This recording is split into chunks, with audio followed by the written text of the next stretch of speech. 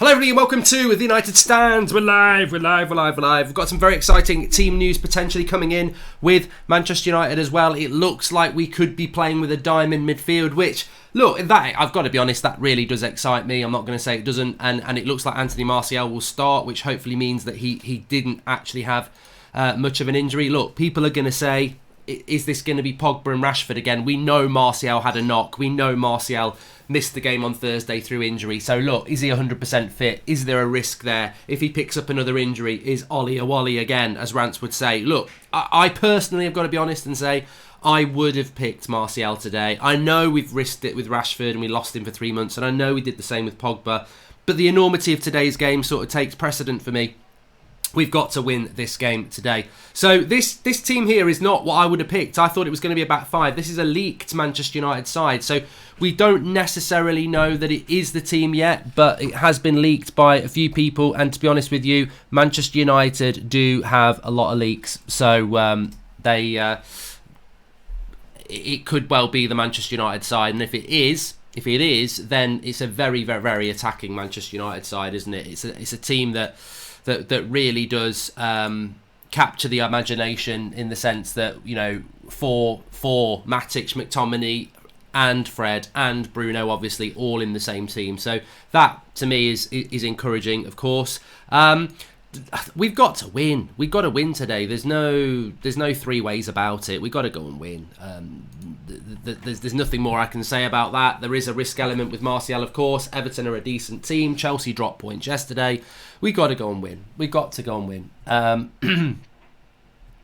But the Mark, today's my 32nd birthday. A win would be awesome. Glory, glory, Man United, says Southpaw Love Sports. Oh, just going to say as well, I'll do that in a minute. You can get United Stand hoodies for 25 quid. They've been reduced in the store, so links in the video description for that. But of course, the main thing, the massive thing that we're interested in more than anything is the Manchester United team news, which we haven't actually had come out on Twitter yet. Does anybody get their team news from anywhere else? Because I'm always a little bit thinking that Manchester United Twitter is sometimes a little bit slow compared to other places where they do get the team news. But yeah, Brandon Williams wouldn't be in the team. And that is the team. Matic, Fred, McTominay, Fernandes, Greenwood, Martial, Shaw, Maguire, Lindelof, Wan-Bissaka. So bada bing, bada boo, we're playing with the diamond midfield, which, look, you can take it positive or negative, can't you? What's your initial thoughts? Mine is, I want to be in a positive move. I want Manchester United to win, so I'm very happy with that team. But you could look at it another way and go, this is our third big formation change in a season. Like, we've played 4-2-3-1 all season, basically. Then we started playing 5 at the back a few times, and now we're going to a diamond. And you can quantify that by saying, well, we've got Bruno Fernandes, Pogba's about to come back. But what worries me about a midfield four is how much longevity has it got? Because we haven't really got that much depth if Matic, Fred or McTominay get injured again. So would we then go back to a 4-2-3-1? But look, I'm interested to see how it's going to work. We haven't really played it. We've played it a couple of times before, but we don't really play it with the diamond. I presume it will be the diamond. But Williams on the bench. Luke Shaw holding down that position. Look, I'm a fan of Luke Shaw. I don't think Luke Shaw's droppable at the moment. Lindelof comes back in. I didn't think Bailly was going to have done enough the other night to dislodge him.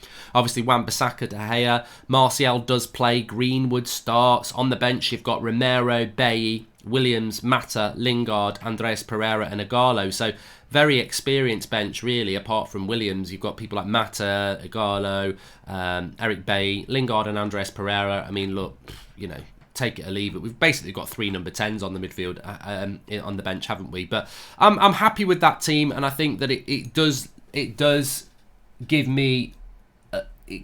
ultimately, you want to go into this game with the best opportunity.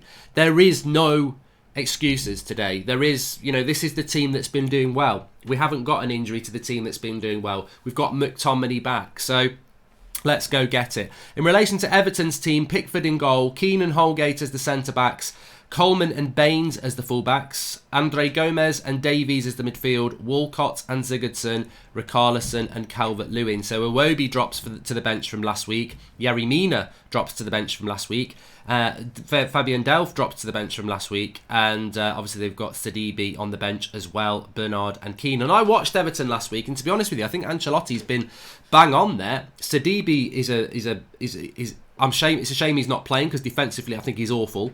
Yerry Mina didn't play particularly well either, so he's made some key changes this week to his team. So yeah, interested to see how we get on today. But a couple of super chats coming in. Zane's in already. We are still invincible. Rather that than win the Europa League.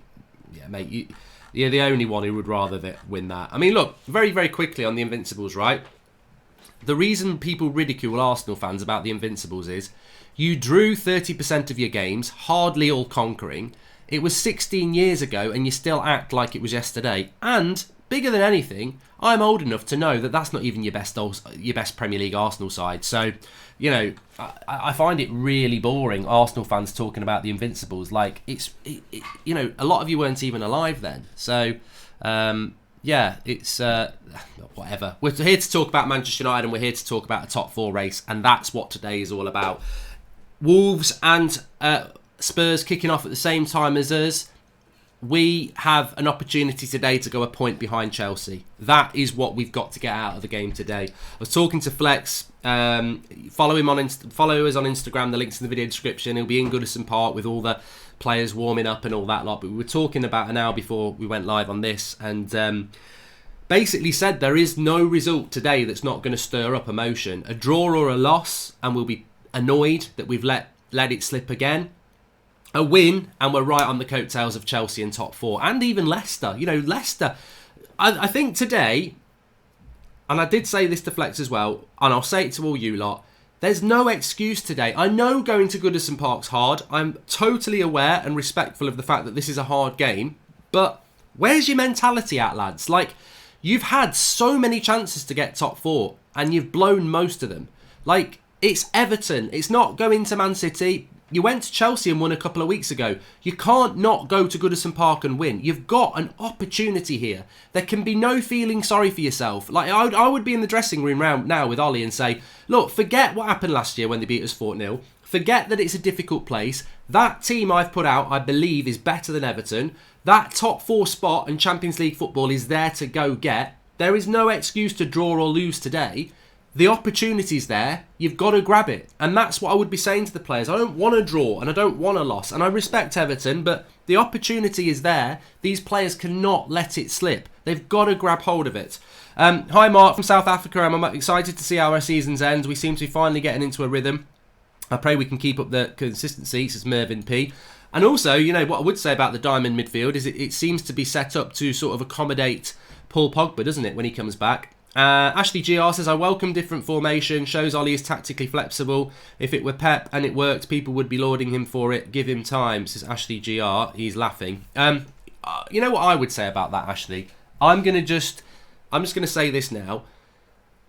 Does Pep Guardiola change his tactics very often? Does Klopp change his tactics very often? The big answer is no. Does Lampard change his tactics? Maybe he should. But a lot of managers don't change their tactics because they know how they want their team to play. My big criticism of Ollie throughout the whole of the last year has been, what do you want to do? What do you want to do? What is your best formation and what do you want to do? Because I think a team that changes its tactics every game is basically scared of the opposition. Ooh, they play like this, so I'm going to use a diamond midfield. Ooh, they play like this, so I'm going to use a 5-man backfield. Ooh, they play like this, so I'm going to play 2 holding midfielders. Like, what? But what are we? Are we a chameleon that just changes for the opposition? Or do we have the confidence to go and do what we are? Which is what Liverpool do, which is what Man City do, which is what Chelsea are trying to do. They have a way of playing, and that's what he's got to do. And if this is the way we're going to play and it works, great. But I want us to start sticking by something. I want to know what we are. And if this is what we are, this is what we are. But I want to see it. I want to see it. And what I like about this is we may only have one holding midfielder. Although it could be 4-2-2-2-2. I remember that invisible season for Arsenal, and United was in the top before Rio suspension, and they didn't beat us that season, says Rasmus Malgren. They drew 12 games, mate. You play 38 and they drew 12 games. You know, they were playing for invincibles. They weren't playing to beat teams. What do you think of James not being in the lineup, says Ascari Vitala? Is Dan James even on the bench? I don't think Dan James is even on the bench. I'd have to just double check that, but I don't think Dan James is even on the bench today. No, he's not. So maybe, I mean, Dan James came off at half time against Club Bruges, which to me, I thought he was going to start. So maybe Dan James has got an injury. I don't know. Because I think Dan James always gives you something off the bench. He's very, very fast. Do you know what has happened to James, says Jamie Johnson? I don't. I'm sure we're going to find out very, very soon, but I don't know what's happened to him. Please do smash a like on the video and subscribe to the channel. As you can see, 669,000 subscribers. We're about 500 away from 670, which would be a big, big thing to hit today. If you could subscribe, bottom right-hand corner, that'd be great, and share the video. Lewis Bruty says that's the wrong formation. Well, what do you think it's going to be? Do you think it could be... I'm putting it like that. I mean, it could be... Well, I don't know what it could be other than that, really. I don't know what it could... I mean, look, Ollie does like to play two holding midfielders, so I'm thinking two holding midfielders, but then how do you work the four players above? Maybe Bruno's going to play off the right, but I don't know. We'll have to see. I'd prefer to have Bailey playing, says Rambo. Thanks for contribution, Akalish Patel. And score prediction for today, I think we're going to win. 4-3-3 narrow, 4-3-3 possibly. Bruno the false nine. But I don't want Bruno playing off the right. You want Bruno centrally. So I really hope it is this formation here, because you can't have Bruno doing what he's doing and stick him on the right wing.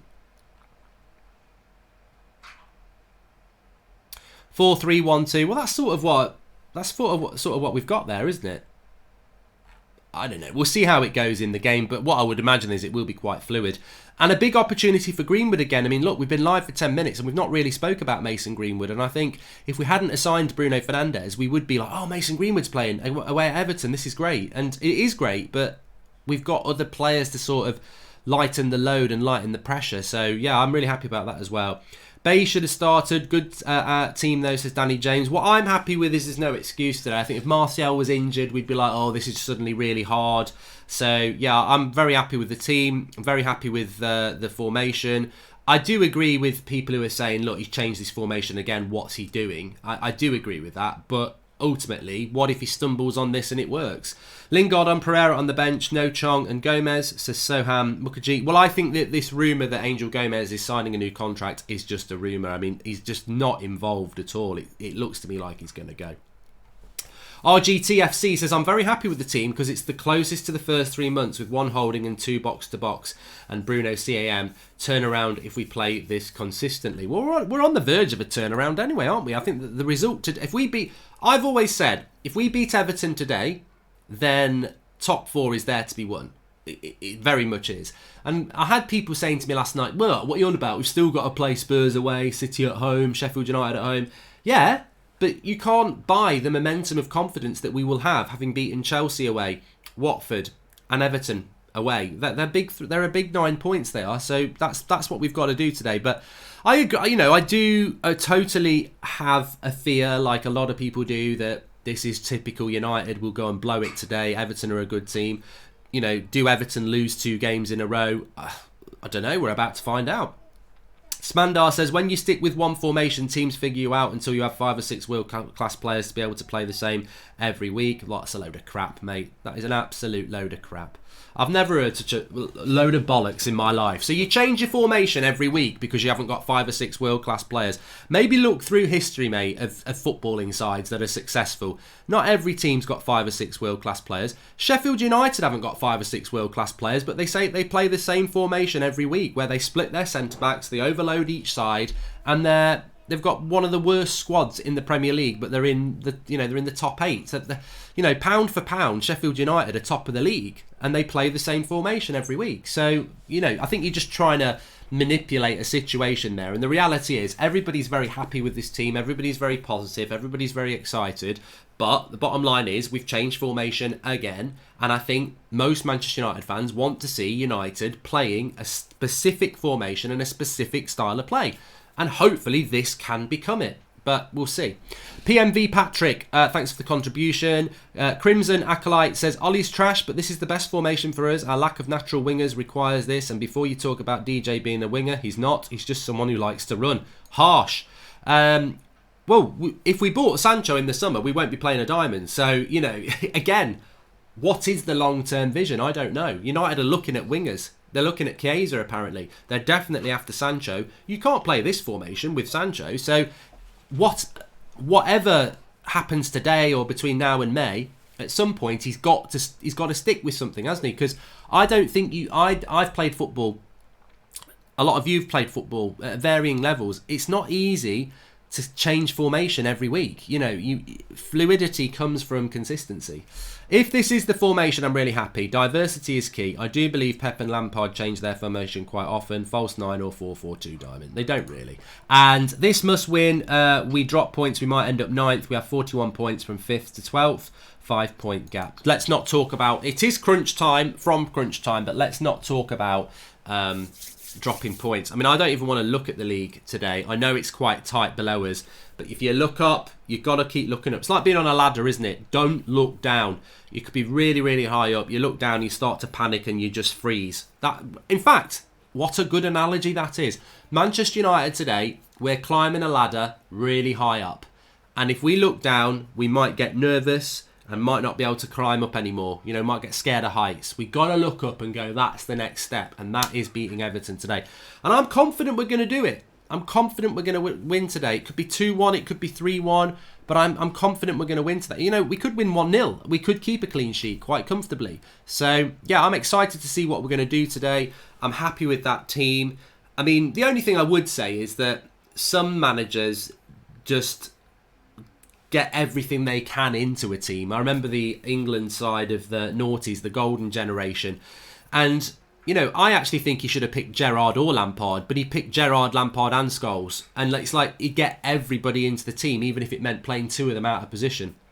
I don't think we're playing anybody out of position today, but what I would say is by playing Matic, Fred, Bruno and McTominay, would it not be nice to have one of them on the bench maybe so that you can freshen things up? If we need to freshen things up, you go in Pereira, you go in Lingard, you go in Mata. Does that freshen things up? So there's loads of ways of looking at it, but ultimately I think let's get excited. Let's see what we can do. I don't want there to be any excuses, and the reality is there's no excuses today. Seems I'm the only one who don't care if we get Sancho, says Bad Decisions Racing. We are forced to play through the middle with this today. Let's hope Bruno keeps strong, says Mark Whitten. Lance Phillips, this is a horribly defensive team. All we're going to do is try and sit back, stick 10 men behind the ball and try and hit them on the break.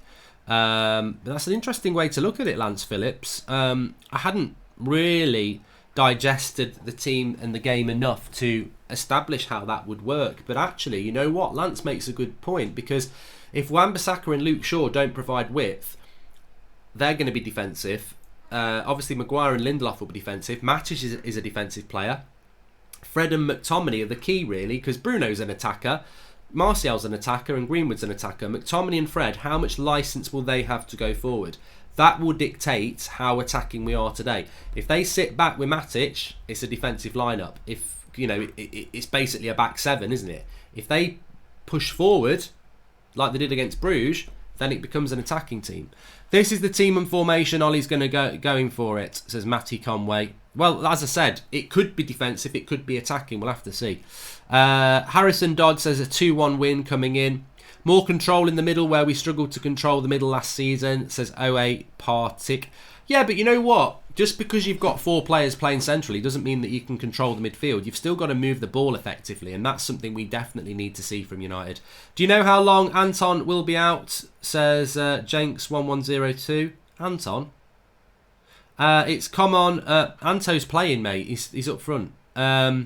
It's common sense to play 4-4-2 diamonds since Pogba will be back in the team. We have 7 midfielders, 3 forwards and no winger. And glad Paul Pogba is back. 2 creative centre midfielders, says Manny97. I think if you drop Pogba into that midfield and maybe you drop Matic or McTominay, then that midfield suddenly looks very good, doesn't it? I mean, it looks pretty good now, but you do want a little bit more creativity. And I think Pogba, Bruno, Fred and Matic or McTominay becomes a very, very exciting midfield.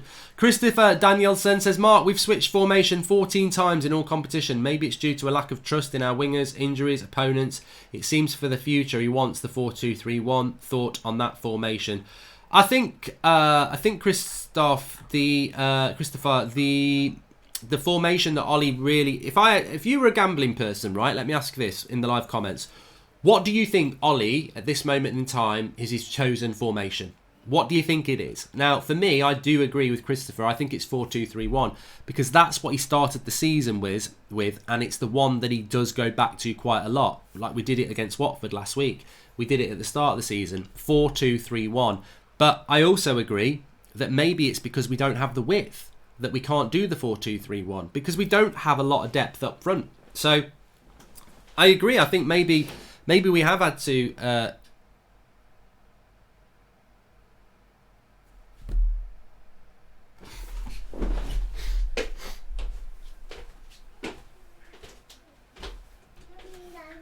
What was everyone doing?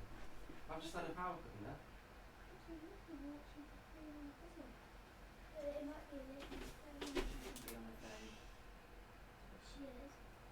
I've just lost everything in here and only this room. Is the light working? Yeah.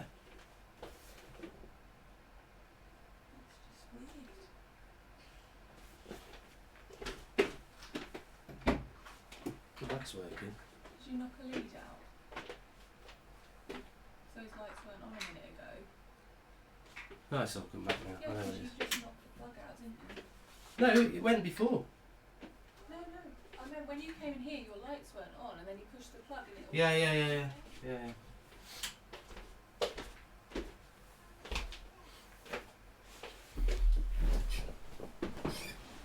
Well, we're still live anyway. Odd. Very odd.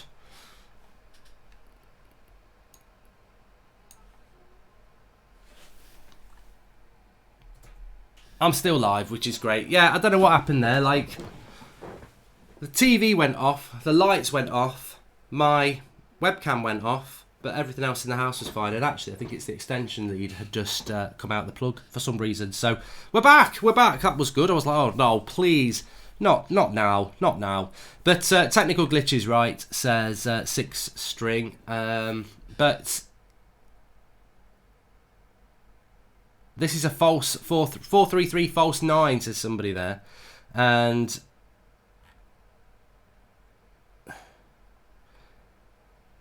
the strikers will get wide and produce the width, says Marcus Jones. Either way, someone's playing out of position, says Lee Galdart. And Mark, we've switched formation. Yeah, I've read that one from Christopher, thank you. And Lark Redbridge says, Mark, do you think Liverpool could struggle to win the title? God, no. No. Liverpool have got that title on lockdown. Absolutely no doubt about that. But what's your score predictions? Let's just do that. I mean, I am going to go... I think United are going to win because I can't be in a situation tonight where we don't win. I can't even begin to remember the amount of times that we've had this top 4 opportunity. I mean, look, we shouldn't have it. I've got to be honest, we shouldn't have it because we are, and I don't like to remind people about this because it doesn't feel right. It doesn't even feel like this is true, but it is. We've got to get to 65 points to not have the worst Premier League season in 30 years since it started. Our worst ever Premier League season was David Moyes, 64 points, right? To get that, we've got to win 8 of our next 11 games. That is ridiculous levels of winning games. So we're highly likely to have our worst ever Premier League season no matter what. But that doesn't mean that we won't get top 4. So the players have got to turn it on. They've got to turn it on. And they can tweet out positivity. They can talk about how great it is to do this, that and the other in the training camps and everything. But the point is, a lot of these players are responsible for where we are this season. We're only in a race for top 4 because lots of other teams are crap. Like Leicester are crap at the moment. Chelsea are crap at the moment. Spurs have been crap. Arsenal are crap. You know, there's loads of underperformers, including us. But you've almost got to wipe your mind of that and just go, look, we've had a bad season. Yes, it could be our worst ever Premier League season. But ultimately, if we get Champions League football, we've achieved what many people thought might be quite difficult this year. And that's what they've got to do. But you can't achieve it if you don't go and win today. And winning at Chelsea really did start this all off. Look with VAR or not, that started it off. Beating Watford last week. Watford are a decent team. So they've got every reason to be confident. They've had 2 clean sheets against Chelsea and Watford. They've taken 6 points. They've scored 5 goals against good sides. Now, Everton, Man City and Spurs are the 3 games that I think if you take 7 points, you're going to get top 4. But anything less than that, and you're opening the door to everybody else again. And especially, as I said, Leicester we're 6 points off Leicester if we win today. Leicester will drop 6 points. And we've got to play Leicester as well. So it's not just about chasing Chelsea down now. You've got an opportunity to chase Leicester down. That's 2 chances. 3 with the Europa League, which is opening up as well. Can you say hi to Riaz and call Jenny a prat, says Josh Barton. Well, I don't normally do that on demand, but hi Riaz and Jenny, you're a prat. And Warboy says, this formation makes sense. All our best players able to start. As long as Rashford isn't playing, it's better not to play with wingers. Yeah, and I think if Marcus Rashford was fit today, you'd see a very different Manchester United side, wouldn't you? But he's not fit. But there is a bit of positivity around injuries. Paul Pogba should be back in training tomorrow, which means could be in contention for that Man City game. I'd expect him to be on the bench at least. And then against and with Marcus Rashford, yeah, he's going to be out for a little bit, a couple of months more probably, but I think he'll definitely be back in April, back end of the season, which could be massively important for us, especially if we're going for top 4, which we should be, and the Europa League. I think for United, we are going to be playing until like the middle of May, and it's going to matter. We're not going to be on the beach at some point, and I don't think we'll be out of a top 4 race either, and hopefully not out of the Europa League. So Rashford's going to come back at a very key time. And Jace Malas says Dan James is finally getting some rest at least. I'm surprised his legs haven't given out with how much we play him, says Jace Malas. Thank you. I don't know what the situation is with Dan James. I really don't. I don't know if anybody has heard anything online or from Manchester United officially, but I can have a quick look myself. But please do subscribe to the channel if you're new, bottom right hand corner. And I just want to say as well, you can get United Stand hoodies. I know I wear mine a lot. I wear it a lot because it's nice, it's comfortable, it's warm, it's very good material, it's Adidas. They are available for 25 quid on the link in the video description. So you can't get United Stand FC tops anymore because they've all sold out, but you can still get the hoodie. So I think they're trying to clear out the stock for the new stock in the summer, so you can get your hoodies, links in the video description. They were 35 quid, they're currently 25 quid, so there you go. Let's have a look about Dan James. Dan James, not even on the bench today. The bench is Eric Bailly, Brandon Williams, Juan Mata, Andreas Pereira, Jesse Lingard and Agallo, obviously Romero. So yeah, there's no place for Dan James today, and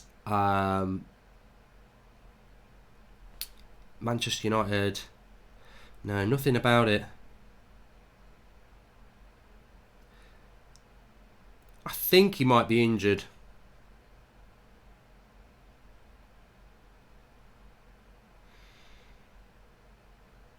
Yeah, it looks like he might be injured, Dan James, but has a knock, says Dides. Yeah, I mean, look, whatever. And I know Dan James is a divider. Some people don't rate him, some people do, but I think that he would 100% be on the bench today, at least be on the bench today. So yeah, I think that will be the situation with Dan James. And I would have, I know a lot of people don't rate Dan James, but I do think that he's had a very difficult first season. I think expectations were put on him very, very highly that didn't need to be. And I think that he will learn a lot from this season. So I haven't got a problem with Dan James, and I wish him all the best in his future at Manchester United, because I think for the money we paid for him, I think there is potential. Look, what I would say about Dan James is it has the potential to go either way. It really does. Shetan Patel, thank you. Welcome to the United Stand Members Club. You can do that by clicking the join button. Thank you very much. We've got nearly 20,000 people watching, which is great. We've not even kicked off yet, and it just shows the enormity of the game for Manchester United today. That league top 4 spot, absolutely huge. The reality is that the reality is what the reality is. So what the reality is, okay, you can piss off, Crimson. No need for anything like that. And Josh Bowster, I actually like this formation. Allows the front two to split, enabling runs from the midfield alongside Bruno's passing ability. Two clinical finishers. We could see a very diverse attacking performance, says Josh Bowster. We are currently 400 subscribers away from 670,000. So please do subscribe if you're new. Bottom right-hand corner. Martial, well, we assume Anthony Martial is fit because he's starting. And with Martial, I'm gonna go on the side of he just felt a little bit of a knock, so precautionary. We kept him out on Thursday. I've seen some people on social media saying we shouldn't be risking Martial. Look how that worked out with Pogba and Rashford. And I think unless Martial plays today and has to come off injured, or he plays today and he doesn't play for a month, then I think you can have a moan at the fitness department and Ollie. But I suspect Martial's probably not injured, and it was a precautionary. He will have had a scan. I don't think Ole Gunnar Solskjaer would be risking him. He did it with Pogba and he did it with Rashford, and it backfired big time. If he lost Martial for 3 months, that would be season over. So I don't think he's risking him today. I think he's fit. But looking at the league table, United are currently in 5th place. We've got 41 points. Chelsea are on 45 points, but they've played a game more. If we win today, which is the objective is Operation beat Everton, we would move up to 44 points. We'd be 1 point behind 4th Chelsea, and we'd be 6 points behind Leicester. It's pivotal. Ole Gunnar Solskjaer called it a landmark game, basically because we came here last season and we got beat 4-0. He wants to see that progression. He wants to be able to say at full time, we've won, but look at how far I've improved this team from last year. For Ole, he'll be absolutely focused on that. He wants top 4, of course he does, but I guarantee you he wants to come out after this game and say, look, I may have my critics, but look at the improvement from last year to now. And Everton are a better team as well than they were last year. So massively important for doing that, but massively important for me and many other fans that tonight we're looking at that league table. We've got 44 points. We're 1 point behind Chelsea. We're 6 points behind Leicester, and we go get it after another good Bruno-inspired performance. Behind us, you've got Tottenham, and they're on 40 points. They're 1 point behind us. So, look, if Tottenham win, they'll be going with us, won't they, today? Sheffield United don't play this weekend. They're a point behind us. Wolves are 2 points behind us. They're playing Spurs. I think Spurs and Wolves has got a draw written all over it. So, we win today. We open up a gap. The perfect result today is United win, Tottenham and Wolves draw, and then you're right on the coattails of 4th and 5th, but you've got a bit of a gap between yourself and everyone else behind you. Because, look, worst case scenario, can I just say it? We lose today, Tottenham or Wolves win, they go above us. Sheffield United have got a game in hand on us and they're only a point behind us. And worst of all, you've got Arsenal, who would only be 4 points behind us with a game in hand as well. So, pivotal game, absolutely pivotal game. It really is a game where we win and we celebrate, we lose or we draw, and we're like, God. And like, it's season defining, because I've seen people in the live comments saying we're definitely not going to win today. It's going to be typical United, couple of good wins and blow it. Well, let's hope not. Hi Mark, love the content from Australia, says Riley Sophikias. Thank you very much. And Josh Burton, do you think Mata is better than Bruno because he's smaller and has more chest hairs, which shows experience? Look, Juan Mata is the best player in the Premier League. He's just unlucky. I think what happens, Fleck, is that Ollie really wants to pick Mata because he knows he's the best player in the Premier League. But what it is, he wants him on the bench with him because he don't know what he's doing, Ollie. So he gets Mata there because Mata writes a really good blog, right? So he knows about football, Mata.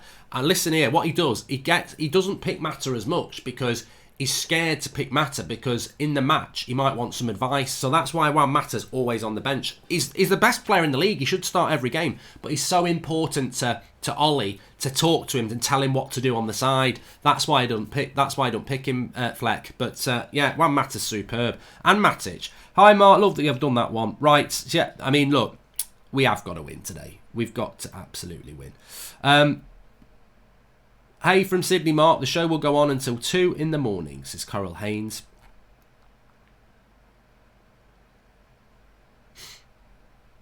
I've just seen Sunderland equalise against Coventry. Yeah. Every time I tune in, it's Ricky time, says Matt Menker. Ricky's brilliant. I think Ricky is at the game today as well on the fan cam, so you can check that out. Ricky on the fan cams, of course. I think Saeed's there, Adam's there, obviously Flex is there. So we've got all the fan cams coming in after the game, which are going to be very, very big. The result today, I don't think there's a result that's not going to stir up emotion. The emotion we want is win, and I think. Look, I do want to build up the excitement, but I don't want to be building the excitement up before a fall. And I do want to talk about Everton for a moment, but imagine if we win tonight. On the winter break a couple of weeks ago, people were talking about Poch is definitely coming. It's already a done deal. I did a video and I had people telling me before I did that video, I'm telling you now, Poch is done. It's well known being within the club. Poch is coming in May. And I was like, this is why I'm very sceptical about what I read and get told, because it doesn't always go the way you're going to get told. A rumour can turn into a fact very easily when it's just a rumour. But I always knew that Pochettino to United in May is not done. It isn't done, and history shows us why it's not done. Because Mourinho to United wasn't done until Van Gaal didn't get top 4. If Van Gaal got top 4, Mourinho wasn't going to come to this club. Even though we'd had the deal done with Mourinho for months, it was dependent on us not getting top 4. And with the same again, Pochettino has spoken to United. That is common knowledge. But Pochettino to United is not done unless Solskjaer goes and does what he has been doing for the last year, and that is not get enough points to get us into the top 4, not play good enough football to show a vision or a future. So things can change so quickly, and in that winter break, so many people were like, Ollie's got to go, he doesn't know what he's doing. Quite rightly, I think the evidence was there. I'm not knocking anybody who said that. I was sort of saying it myself, but the only way he could turn this around was to win games, and he is winning games. The only way he could get a long-term sort of patience from the fans was to play games and win and play well, and we've done that for 2 games. But of course, there's one word that always stops United. Whether it's Van Gaal, Moyes, Mourinho or Ollie, consistency. We've got to be consistent. And today's game, I just feel it's... If we win today, I don't think we'll be saying the same thing about Man City next week. We won't be saying, oh, we've got to win them, it's a season defining. We'll be saying it's a Manchester derby, we can get a result. I hope we do get a result. But I don't think we'll be saying we've got to win.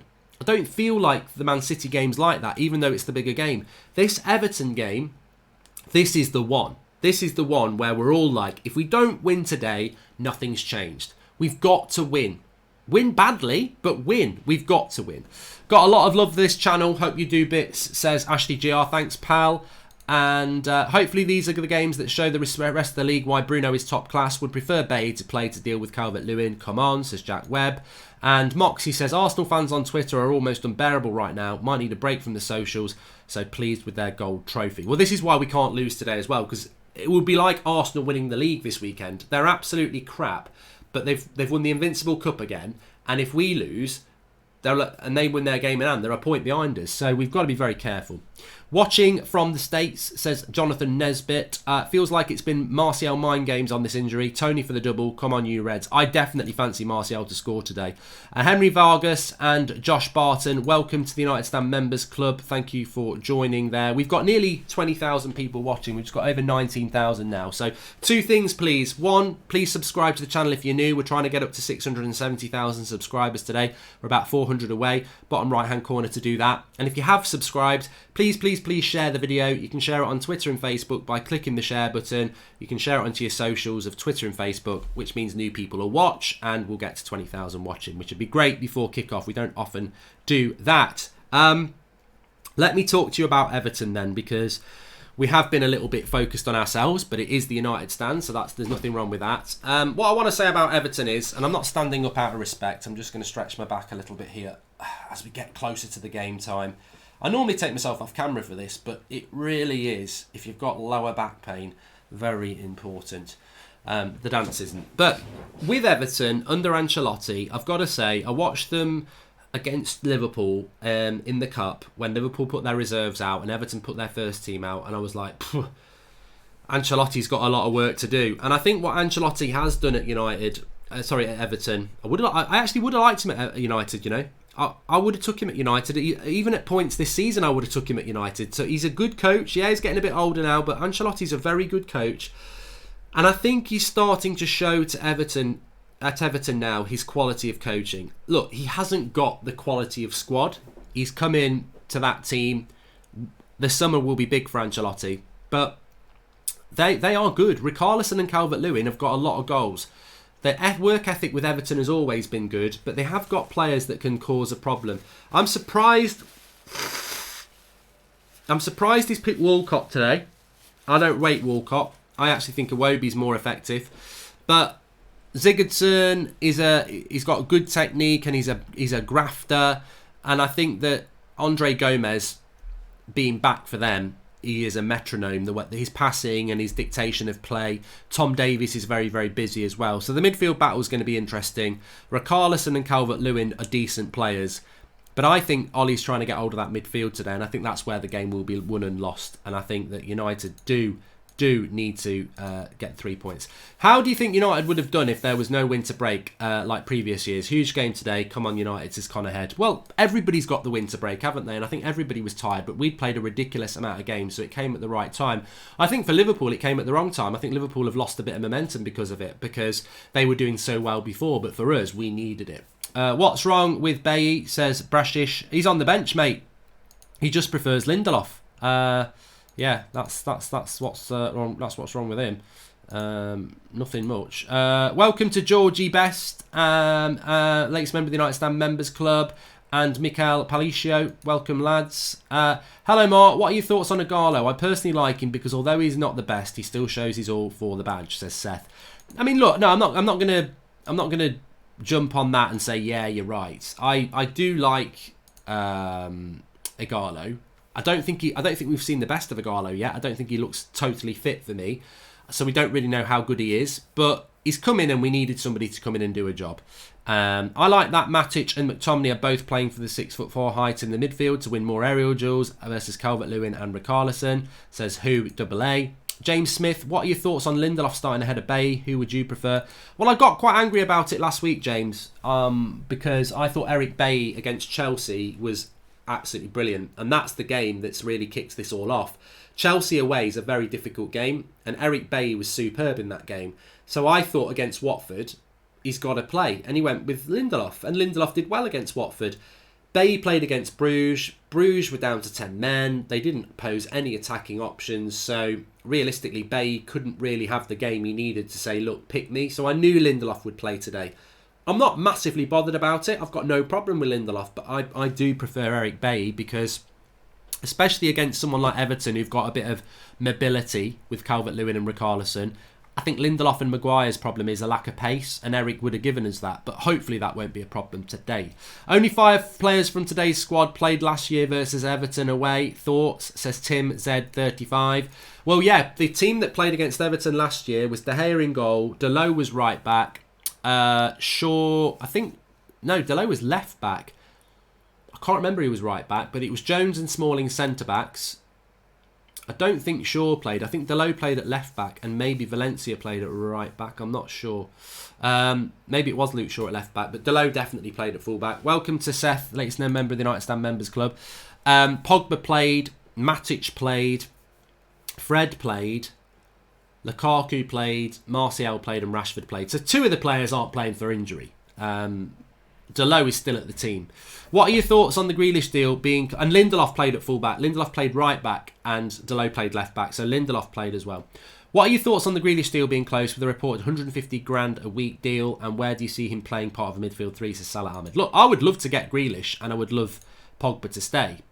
But I don't think it will happen. Welcome to Connor Head, latest member of the United Stand Members Club. Thank you very much, pal. Remember, we are over in Dublin on April the 2nd as well. Really looking forward to that.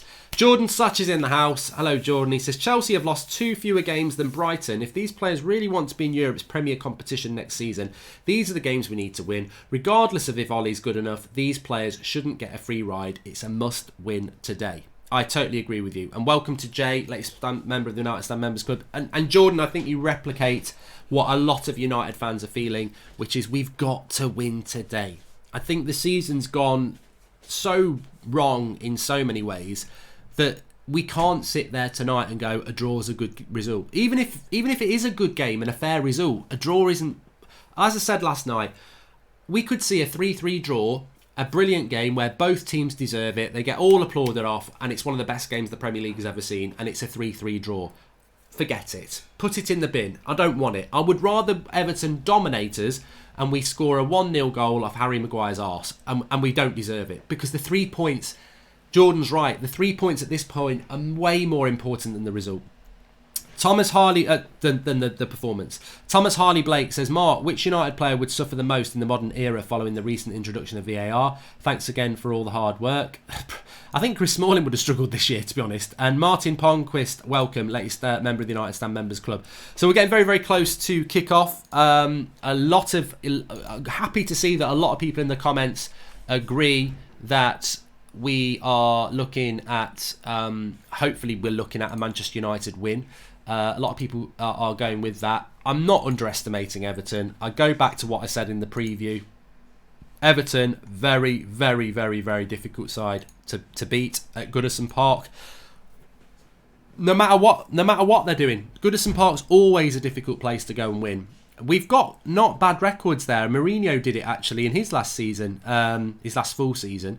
So we've got a good record at Goodison Park, and we shouldn't be too concerned about it. But they are themselves looking in a way to get back into. I mean, it's very difficult for them because I think that they're still quite a little bit away behind, but they are looking to get into a race for top four themselves. So we've got to be a little bit careful, and I think Everton will certainly fancy their chances of getting back into the game, but I really do hope that United are going to win, because I think this season's had so many false dawns. You could write a film and call it False Dawns, and you know, Ollie's on the cover. Bruno makes such a difference to this team. I will not have anybody say that this is about good coaching or anything other. Bruno Fernandes has been the absolute inspiration as to why Manchester United are where they are now. You take Bruno out of this team, I'm not saying we wouldn't have beaten Chelsea and Watford, maybe we would have done, but I don't think we would have beaten them in the same way. He's given us something that we didn't have before, but that's not I think some people use that as an excuse to say, it's only because of Bruno. Well, last time I checked, he does wear a Manchester United shirt. So, you buy that player, he makes the difference. It's not a surprise to me. So, yeah. Do you think 4-4-2 diamonds should be used again, says Salah Ahmed? We'll see, mate. We'll see how it goes today. Robert Taylor, welcome, latest member of the United Stand Members Club. Look, it is yet another formation, but I do think in relation to the game today, it makes a lot of sense to try and win the midfield battle away from home. I know Bruno has a really good injury record. Worst nightmare is him getting injured from a bad tackle or something. He's the reason for the recent good form, says Shaveen, which I hadn't read your super chat, and obviously I was just talking about that. He doesn't, touch wood, he doesn't tend to get many injuries, and that, we'd be very unlucky if he did go and get a big injury, because it's not like Eric Bailly, who had a big injury record when we bought him, or Delo. He doesn't really have an injury record. He's the armour. So, yeah, you never say never, but I think the big positive today is that Anthony Martial's not injured. I think a lot of us were concerned, thinking, he's going to pick up another injury here that's going to keep him out for a month or so. So I'm very happy that he's not. Anyone know where I can watch United games in Glasgow, like a pub or something, says Nasser. I would imagine most pubs would have Premier League football on. In Scotland, I don't know why they wouldn't. I don't know. I can honestly say I can't remember watching Premier League football when I went to Scotland, but most people do put it on the telly unless there's a Scottish football on, which I don't think that there is today. So you should be all right. 14 minutes to kick off. Yeah, I'm excited. I am excited. Are you saying that Ollie actually needs good players to win matches and get in the top four? Pereira should have been fine there. Yeah, says Wrecking Wenches. And Nasser says, I've read that one. And Georgie Best says, I was shocked as in Brazil they were following Bruno in the Portuguese league and didn't rate him, but they have changed tune and feel he's perfect for us and the Premier League. I think Bruno was always perfect for us, and thanks for the contribution, Ronald Leon. I think Bruno was always perfect for us. But what I would say about today is, Today to me is about coaching, because I think good players can win you games of football, and I think you look at that starting 11 for United, and there's no doubt it's a very good starting 11 for United. If we don't win today, I think it comes down to coaching, because that team should be good enough to beat Everton if it's coached well. Now, it might be a bit of individual brilliance, but what I'm hoping to see is some of this great coaching that Ollie talks about from Carrick and McKenna. So I want to see that today. I want to see United performing in a way that in a sentence, I want to see us beat Everton because we deserve to beat Everton because we play good football. And there's no excuses today because there's no real weak link. I look at that team and where's your weakness in that team? Like, where are you really going, I don't want them to play? Like, there is nobody today. Like, Rashford and Pogba are injured, so forget about that.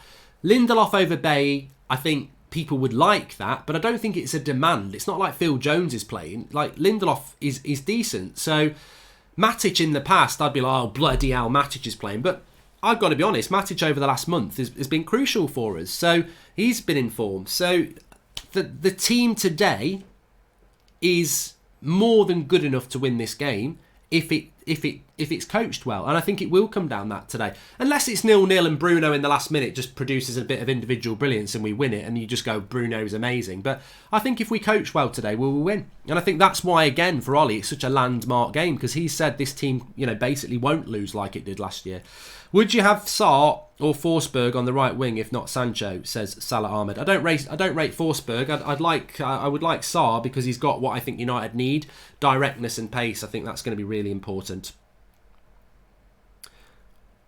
Ryan Burke says that Ollie has said that Dan James has got a knock. So Dan James isn't even on the bench today. The bench for United is, apart from Agallo, a little bit uninspiring. Brandon Williams and Bay, perfect substitutions, no problem with that. But you don't really get excited about defensive options, do you? Attacking options, you've got Mata, Pereira, Lingard, and Agallo. So Agallo, I'm happy with that. But Mata, Pereira, and Lingard, they're not. Well, they might change the game, but they're not really the players that I think, they're going to change the game. Elas says that Ollie has reportedly sent scouts to Italy to watch Chiesa. Yeah, I read that this morning. Whether there's any truth in it or not, I don't know. Nee says Calvert-Lewin is great in the air. Lindelof's terrible at headers. Why is he starting? I presume Harry Maguire is brilliant in the air as well. Look, I totally agree with that. I said that, and a lot of you have been saying it as well. Ideally, I would have started Eric Bailly because of the pace, but I'm not going to cry about it and go, Eric Bailly should start. I would have started him. I don't think it's a reason to be negative. Please subscribe to the channel if you're new. Just check in there. We are currently 150 subscribers away from changing that to 670,000, which would be nice. Nice to do it before kickoff, actually. We've got 10 minutes to do it. So please subscribe if you're new. Share the video. Eric Dyer is starting for Spurs, so Spurs will definitely lose, says Joel Morris. Look, Spurs and Wolves, they're just behind us, aren't they? Wolves are 2 points behind us. Spurs are 1 point behind us. Ideal result is probably a draw or a Wolves win. I think Wolves haven't got the squad to do Thursday, Sunday. They haven't got it. It'll be hard for us to do Europa League and top four, but Wolves can't do it. They literally haven't got...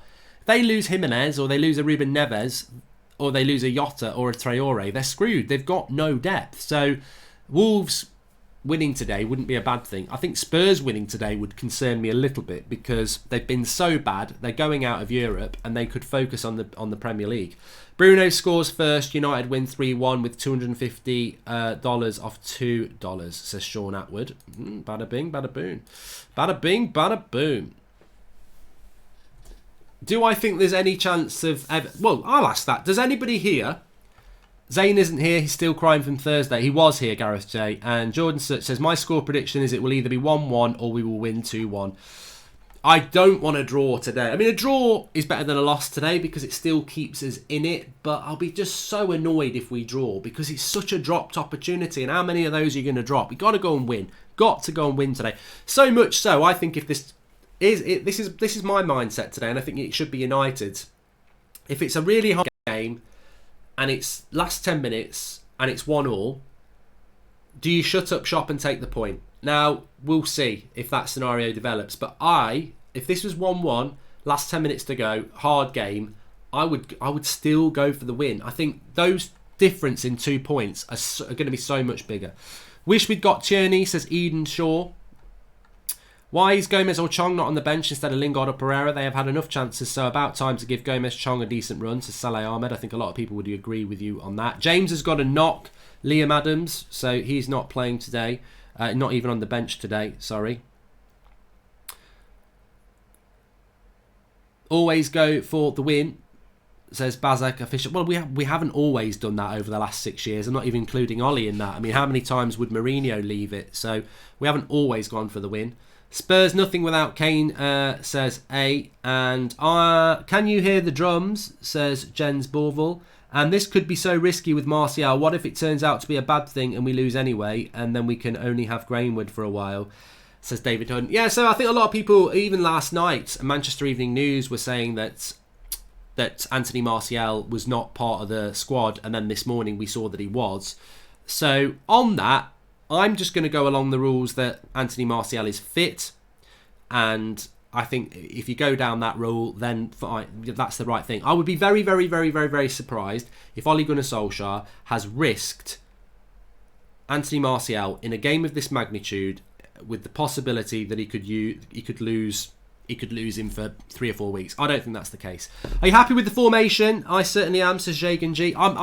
Look, I couldn't really. I'll be honest. I was staying. I couldn't sleep last night. I watched. What did I watch last night? I watched the last couple of episodes of You on Netflix. Then I was watching the Formula One thing. Then I was watching Some Only Fools and Horses. I didn't get sleep till about 1 o'clock because I just kept thinking about this game. So whatever the United formation had been today, I was going to be excited, but I'm massively excited now. I think he's fit every player into that team that he can do with to go for it. And as I said, you don't want any excuses. I'm so glad that Anthony Martial is fit because you don't want there to be excuses. And we have got no excuses today. So I'm really excited about it. And I really, really, really, really hope that we do win.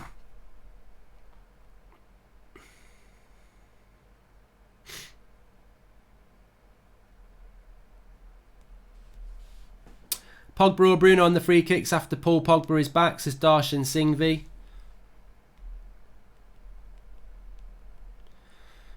Sorry, I'm just putting a tweet out here.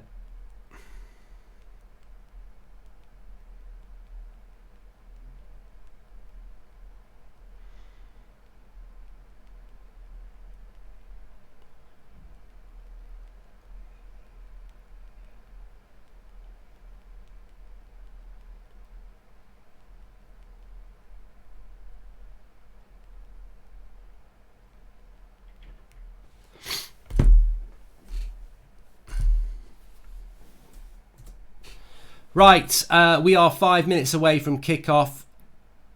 All your fans live in London, says Sonny. Well, did you vote for Brexit? I mean, what sort of comment's that? What sort of comment is that? All your fans are from London. I mean, to be honest, the most supported club in London, it probably is Manchester United. I was down there shooting something with Robbie from AFTV, and I was walking towards the Emirates, and I got stopped by about 4 United fans. So look, I've got no. Geography is just a subject I did crap at in the GCSEs. It's not. I don't live in a world with barriers unless it's illegal. But I've got no problem. Like live comments. Where are you watching from? Like I don't. If you're from Singapore, if you're from Malaysia, if you're from America, if you're from Mexico, if you're from London, if you're from Dublin, I don't care. If you support Manchester United, you're a Manchester United fan.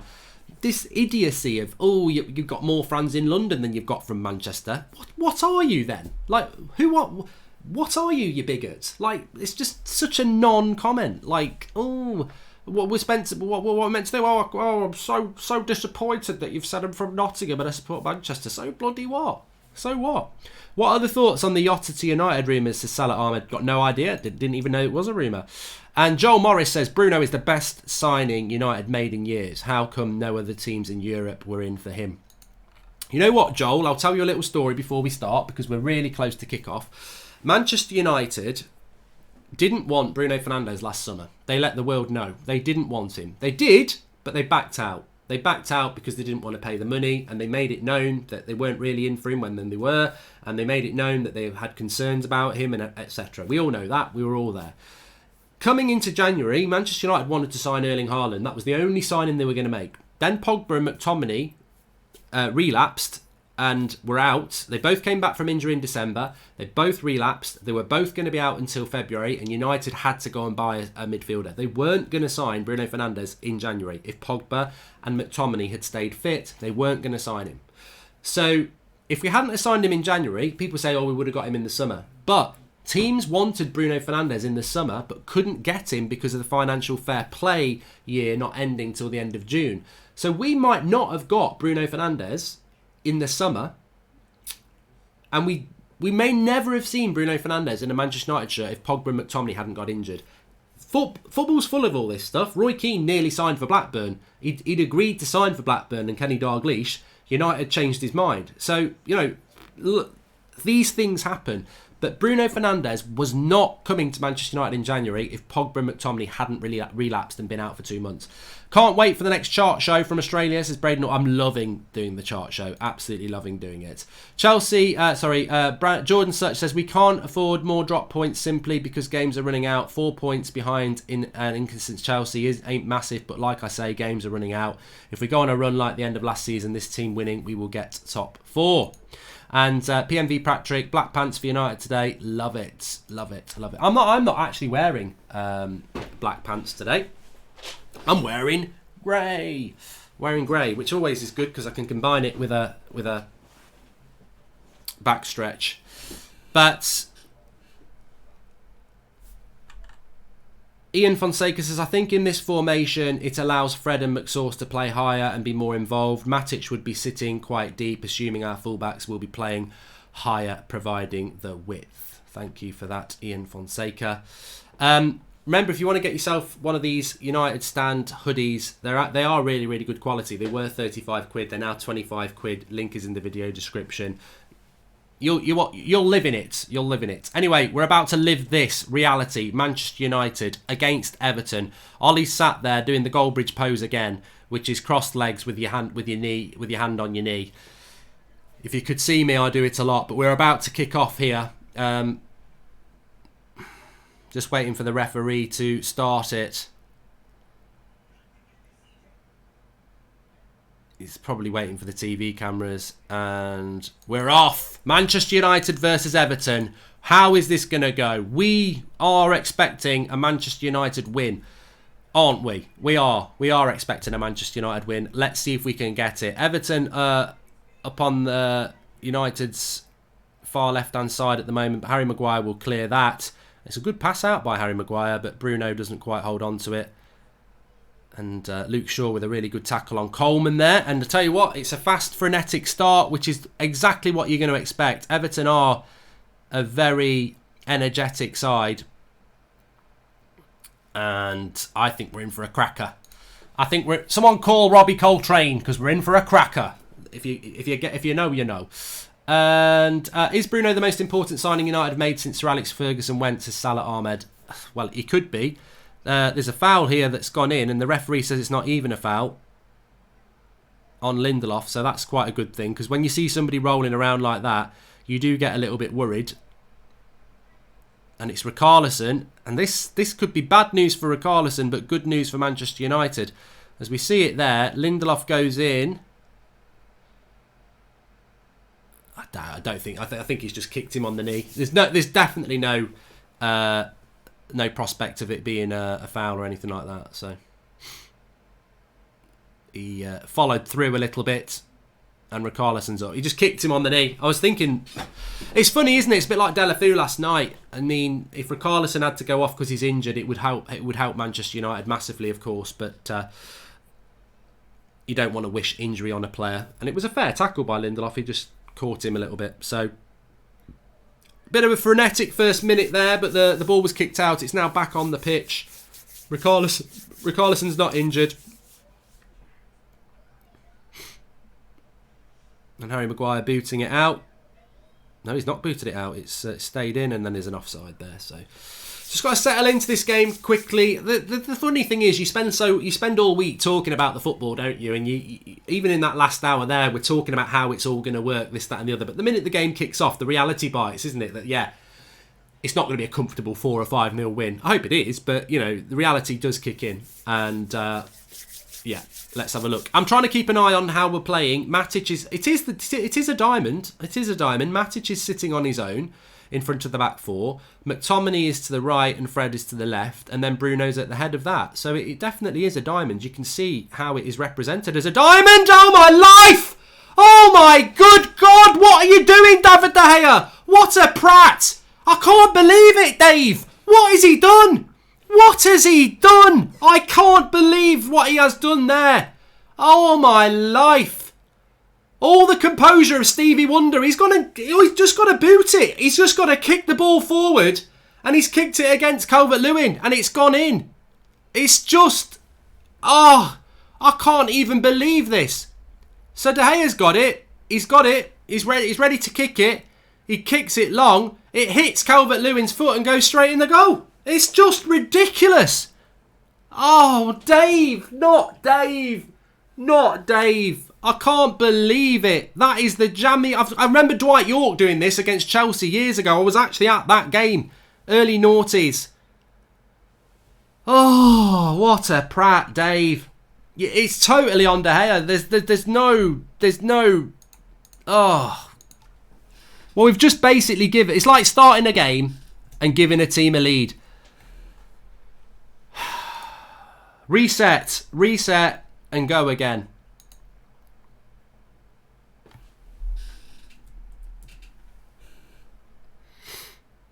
Whoa, David... Well, I tell you what, David De Gea's probably just redeemed himself there. But United are all over the shop here.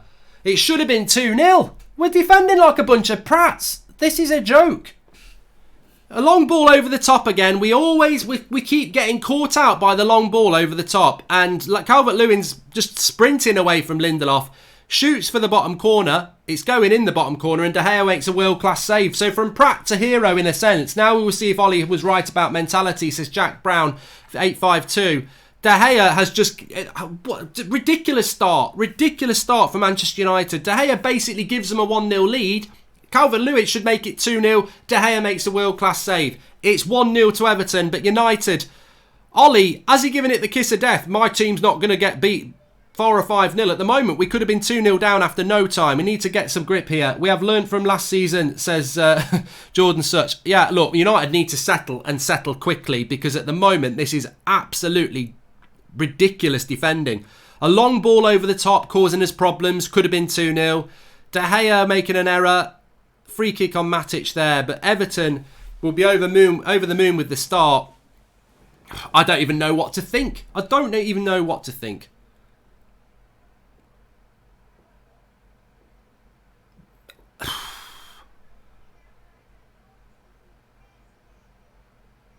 And it's Everton winning it back again. You can't take your eye off this game at the moment. They're buzzing through, and De Gea's picked it up there. Just, yeah, get rid of it quicker this time, De Gea.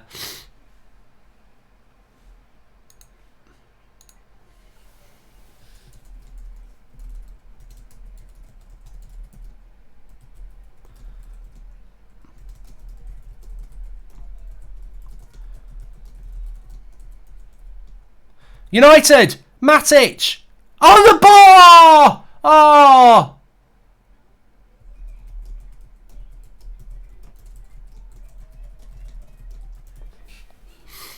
Comes to Matic on the edge of the box. Gets it absolutely right, apart from the fact that he hits the bar. The pace to this game at the start is 100 miles an hour. Absolutely crazy start. It's the sort of start you expect at Goodison. Mark, it's not De Gea's fault. That is all on Shaw, says Cody Almeida. Why? It's a weird flex, that is. Mata gets it absolutely right there. Although I think Pickford might have it covered. Probably does have it covered, really. And we're getting done for pace here. Lindelof's got... Richarlison's had the run on him again. Maguire... Oh, I tell you what. That was a crucial tackle by Maguire.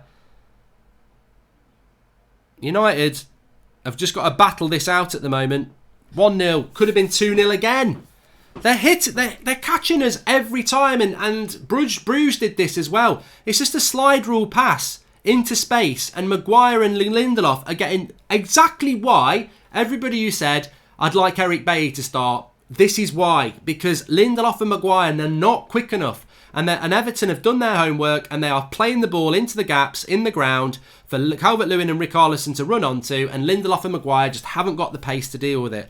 But United have hit the bar. 1-0, it's not over. It's not over at all. There's plenty of time left in this game and it is going end to end. But can somebody explain to me? Oh, Bruno's got it in the box. Lovely bit of skill. Cross comes in, they get rid of it. The game hasn't settled down yet. This first 7 minutes, if it continues like this, we're in for an absolute cracker. But what I was going to say is, how can you blame Luke Shaw for that goal from De Gea? Like, De Gea has, like, it feels like he's got 10 seconds before he decides to kick it. He's got loads of time. Here's Bruno into Fred. No free kick.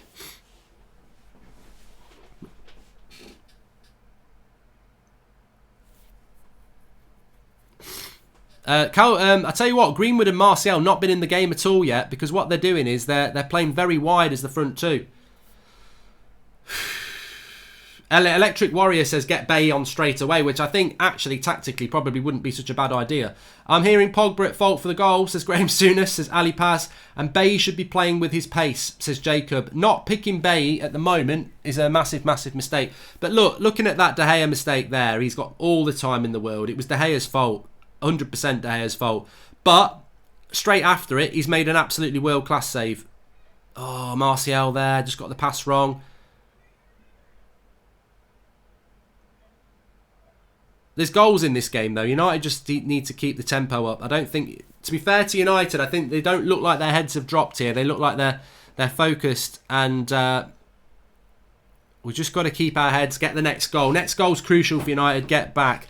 Yeah, but the De Gea save straight after was 2-0. Calvert-Lewin, really good run, really good shot, and De Gea makes a great save. Why is Maguire passing a free kick back to De Gea, says White out? I would agree with that. I don't know why Maguire was doing that, but on another argument, why is De Gea doing that?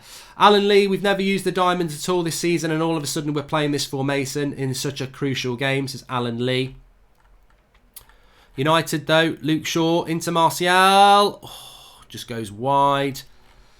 Chances are being created. They are being created.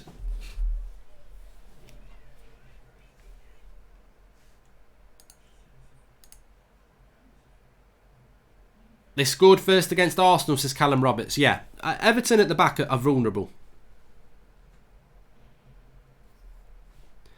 Zamias celebrating. Mate, you're right. Arsenal fans, we're not in 2004. You're not relevant. You got knocked out by Olympiacos on Thursday night.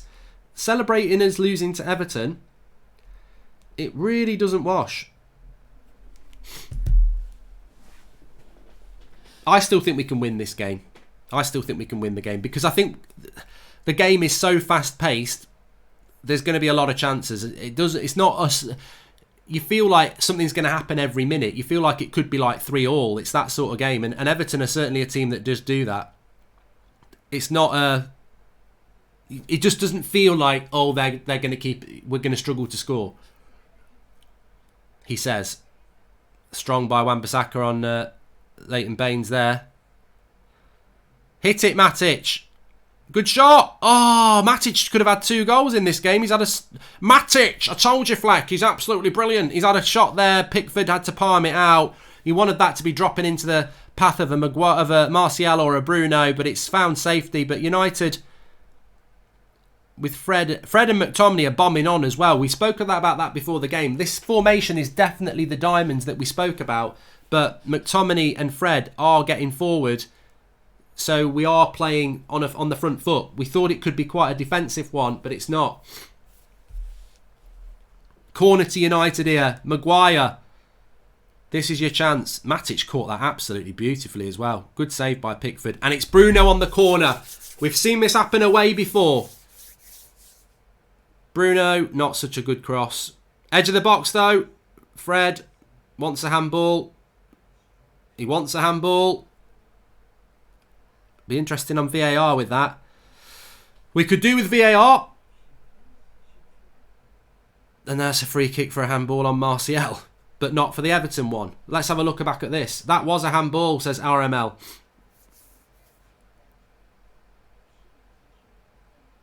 No, his hand's down his side. He's not going to get a handball for that. Norway, unfortunately, his hands are in on his body. Won't get a handball. As much as I'd like it, we ain't getting it.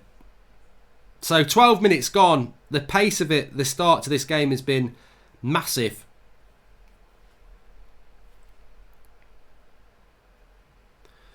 An absolute clanger by David De Gea has been the problem.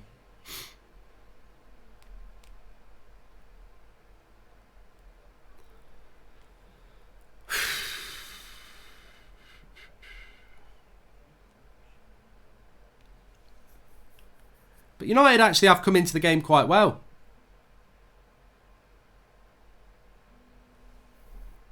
Why is that not a handball, says Thomas Cherry? Because it's like that. It does hit his hands, but it's like that. You know what you're supposed to do with your hands. You can't chop them off.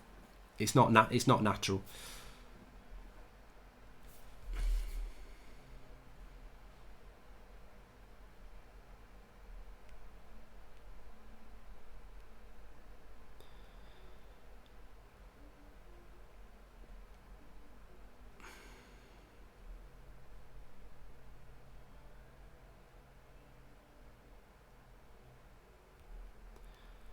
I wonder if Everton will just try and keep this momentum up a little bit here.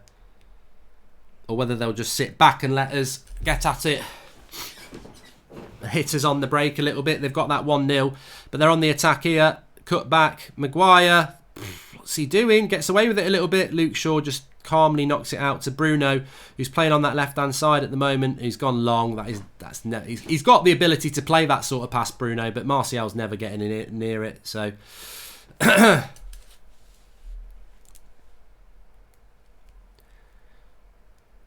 What we don't want is the game to settle down a bit. I think that first 10 minutes, it was just end to end. You felt there was going to be loads of goals. You don't normally see a game like that for 90 minutes, but we need it to be like that. We need it to be fast-paced.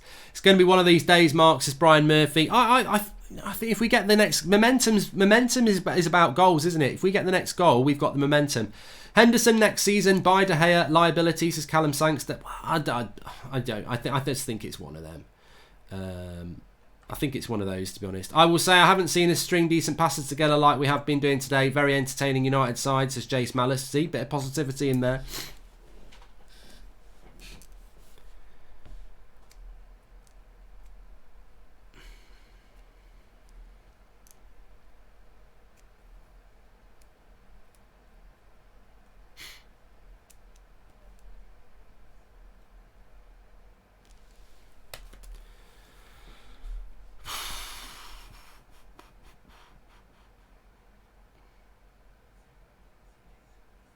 Greenwood wins it back. Well, look at how Everton do try and crowd the ball. What a cross. Pick it up, pick it up. Fred's got it on the far left-hand side. De Gea should be sold. The occasional super save does not make up for all his mistakes, says Modiger. There's plenty of time left yet. Let's just hope it doesn't cost us. Why no Bay, says Nigel Lyle, because he prefers Lindelof, which at the moment I don't think was a very good decision, but because Calvert-Lewin and Richarlison are quicker than Maguire and Lindelof. But both teams are pressing impressively. That was well won by Lindelof against Richarlison. Bruno almost playing as a false nine at times. Could Ollie be copying Pep tactics from the Madrid game? Says Josh Brewster. Fred's on the attack. Good cross. Oh, Greenwood probably should do better there. Good cross by Fred. Greenwood gets there, and I think he's got to hit the target. We'll be fine. Equaliser before half-time and turn it around, says Ibrahim K. Well, this probably should have been the equaliser. Fred, loads of time to cross it in, finds Mason Greenwood's head, and he puts it over the bar. I mean, watching it back, I think he's got to do better. I'd expect him to do better there. Calvert-Lewin going up against Maguire. Maguire wins the header. United attacking again.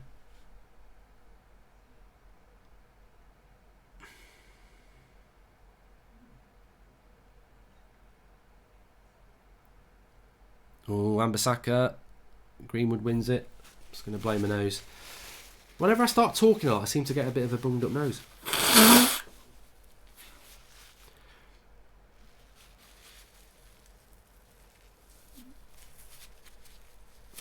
Well, Everton on the break there. Andre Gomez into the box, got his shot off. It's gone out for a throw-in. But it was Bruno who got caught in possession. And Gomez got away from him. Bruno couldn't get back at him. The battle of the Portuguese players, because Gomez is Portuguese, isn't he? Andre Gomez. Spurs are 1-0 up as well. We don't want them winning today. I don't want Spurs to win. I'd rather Wolves win.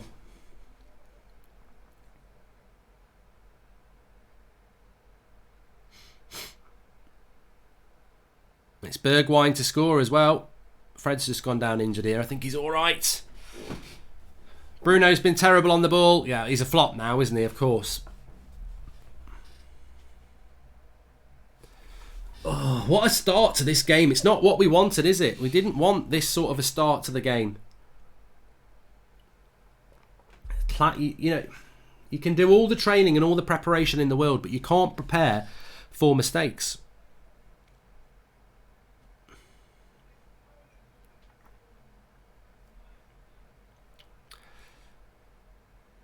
And to be fair to, you know, a lot of people saying Eric Bailly should have played. Eric Bailly wouldn't have stopped that goal going in. He probably would have stopped the chance that Calvert-Lewin had afterwards, but De Gea saved that anyway. We're 1-0 down, and it's been a good start from United, but we're 1-0 down because of a mistake, and it's hard. It's hard to accept.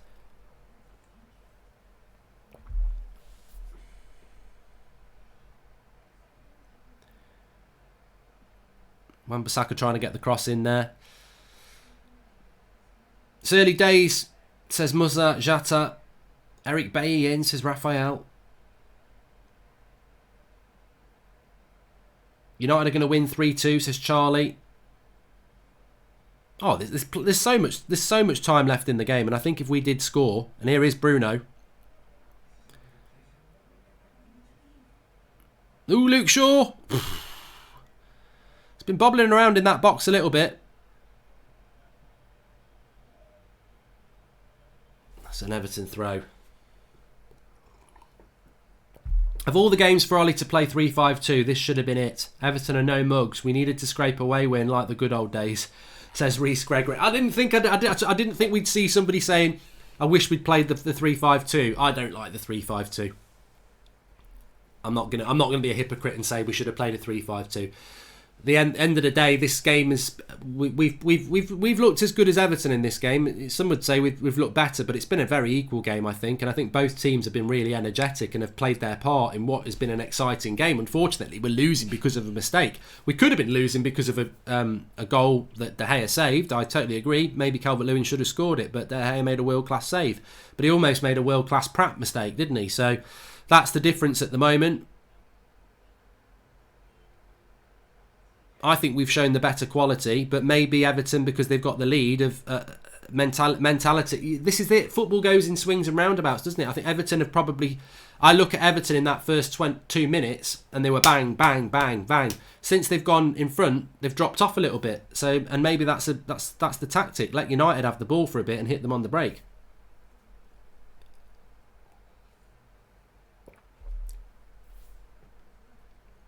Lots of possession for United, as you'd expect. I think we just need to calm down. People see people picking on players and everything. We've seen all that all season. This game is 20 minutes old. There's a lot of time left. You know, you can wait till the full time to have your moanings about he shouldn't have played and this, that and the other. And I think at the moment, let's just see how we go, because we're working hard to get back into the game. Creativity is going to be the key. Wan-Bissaka's looked busy. Shaw's looked busy. McTominay, Matic, Fred, they've all looked busy, but have we got the creativity? And you can see why we might be doing this, because you could see Paul Pogba coming into this team, maybe playing where McTominay or Fred is, and with Bruno as well. You've got that level of creativity that Pogba's got in his locker to create chances. McTominay and Fred have got to step up today. Greenwood and Martial are playing very wide as well. They're not playing like a traditional front two. A few people have mentioned it, that Bruno's almost playing a false nine at times, because Greenwood's going very wide on the right, Martial's going very wide on the left, and that's where we're sort of getting our width from. And again, look, with all due respect, Martial's been playing as a number 9 this season. He's told to get in the box, hold the ball up, and then today he's being told to get on the left wing, and Greenwood's being told to get on the right wing. So we're changing again.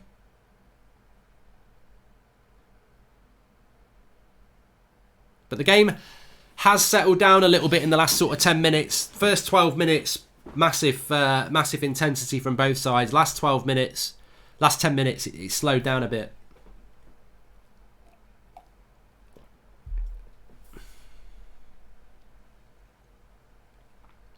Trying to play like Liverpool today. Yeah, there is a bit of a similarity to Liverpool, yeah, with the sort of Firmino, Bruno role.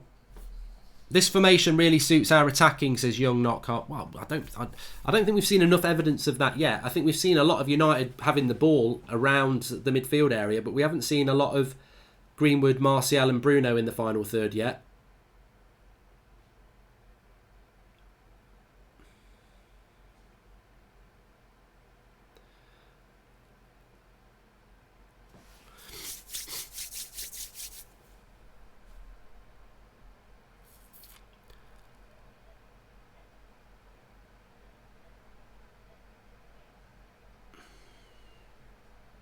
Hitting quite a lot of long balls, I've noticed today, which I don't know whether that's because we're under pressure from the Everton defenders, Everton's high line, but hitting long balls into Greenwood and Martial and Bruno is not a good idea against people like Michael Keane and Holgate. And Lindelof's just given a foul up here, which I don't think was a foul, but he's given it. It's not really in a dangerous position. But then again, they have got Sigurdsson and Leighton Baines who can whip a cross in, and they are going to whip a cross in.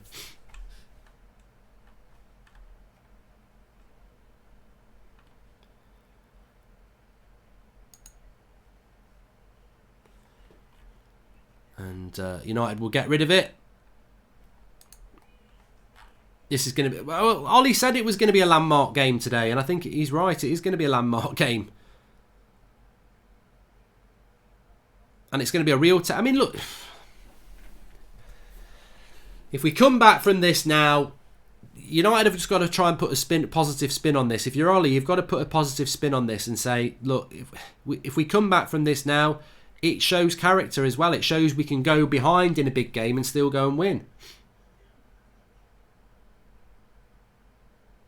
Please do subscribe to the channel as well if you can. Bottom right hand corner, we're trying to get up to 670 today. Richarlison, Sigurdsson, he's gone too wide there, thank God. He nearly got into his path to shoot. Baines with the cross, get rid.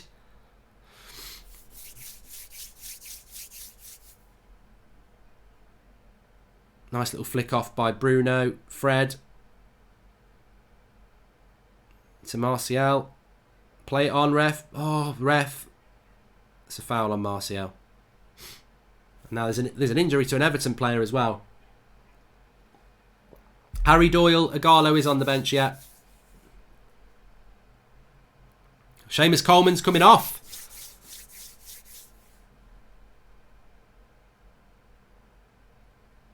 Well, this could be good news for United because Sidibe's crap.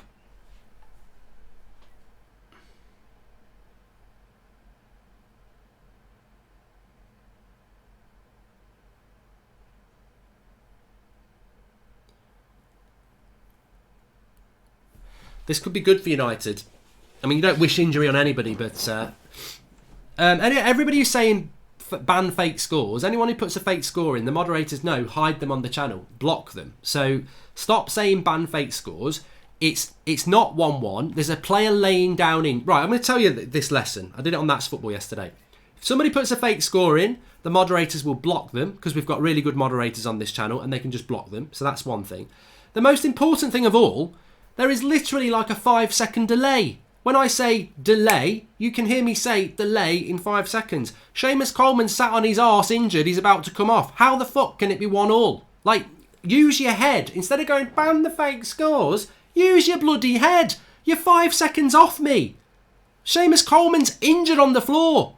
We ain't got Billy Wiz in the team. It can't be 1-1. It's 1-0. Somebody's injured on the floor, so stop moaning about fake scores. We'll block the fake scores, but stop moaning about it. You just come across as a real wet wipe. Like, it can't be 1-1. It's 1-1. No, I'm joking. Martial's got it. Into the box. And Everton are going to get rid of that with Richarlison. So Sidibe's come on.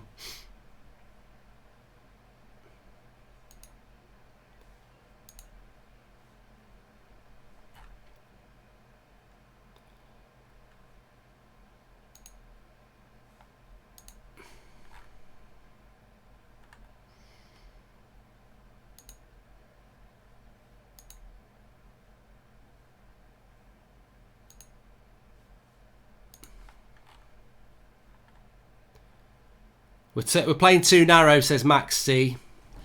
Well, you say we're playing too narrow, but Greenwood's drifting over onto the right a lot. Martial's over on the left a lot. And I think when the ball's on the right, Martial comes into the penalty box. And when the ball's on the left, Greenwood comes into the penalty box. And that just seems to be the tactic that's being used for today.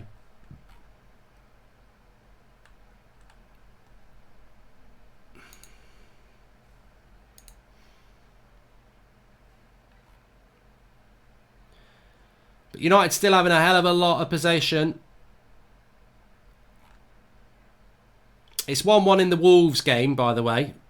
Wolves have equalised in that, which is exactly the sort of thing that we want. Max Dugard, I've just blocked you from the channel for saying please block fake scores, because that's just as spammy as somebody putting a fake score in. So you've just got blocked for asking for it. I've just explained it 2 minutes ago what the situation is going to be with fake scores. We're trying to watch a fucking football match. Stop moaning about fake scores and just listen to what the content is, or watch the game, or read comments that are actually about the match. Cross coming in from United. Cleared by Everton. Half an hour gone.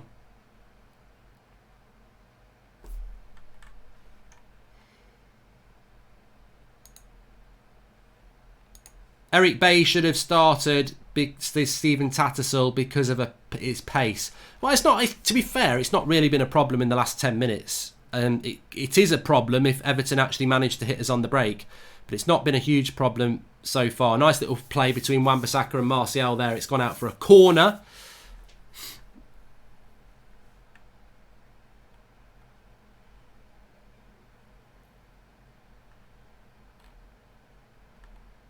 Gareth Southgate's at the game marks as Tony Bain, probably watching Luke Shaw. Anyway, corner to Manchester United. We have been doing a little bit better than those. Got a lot of players. Bruno's on the corner. That's a better one. Oh, I just needed someone to get hold of that. I think that'll be a foul on Pickford by Harry Maguire.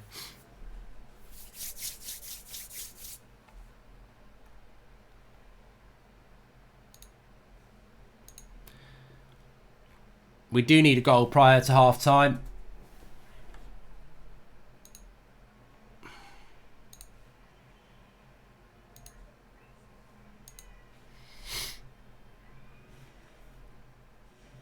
Whoa! 1-1, Manchester United. I thought I was watching a replay there. Bro, what a goal! What a goal! Bruno Fernandes, that is 1-1. And that is why he is simply one of the best players in the bloody world at the moment. That is 1-1. Shut up. What a goal. What a bargain. What an absolute bargain this lad is. What a goal. Matic plays it to him. He's running at the back four. Oh, well, Pickford probably should save it, to be fair. But 1-1 Manchester United. It's only what we deserve. It's only what we deserve. Absolute technique from Bruno Fernandes. Makes it 1-1 to United. I'm not... Well, maybe Pickford should get... I don't know. But the hit, at the end of the day, if you hit it well enough, it's going to go in the goal. And that's absolutely superb from Bruno Fernandes. Game on. Let's get our heads up. Let's go again now. What a goal from Bruno Fernandes. Absolutely superb. Superb from Manchester United as well. I think the response to the mistake from De Gea has been very, very good. And Manchester United, I believe, have got exactly what they deserve out of this game. thus far. And it's 1-1. I'll tell you what, you know, when you're looking back and it was almost like it was a replay. It was absolutely brilliant. Absolutely brilliant. Bruno. Took me by surprise, that. I bet Southgate's wishes he was... Right,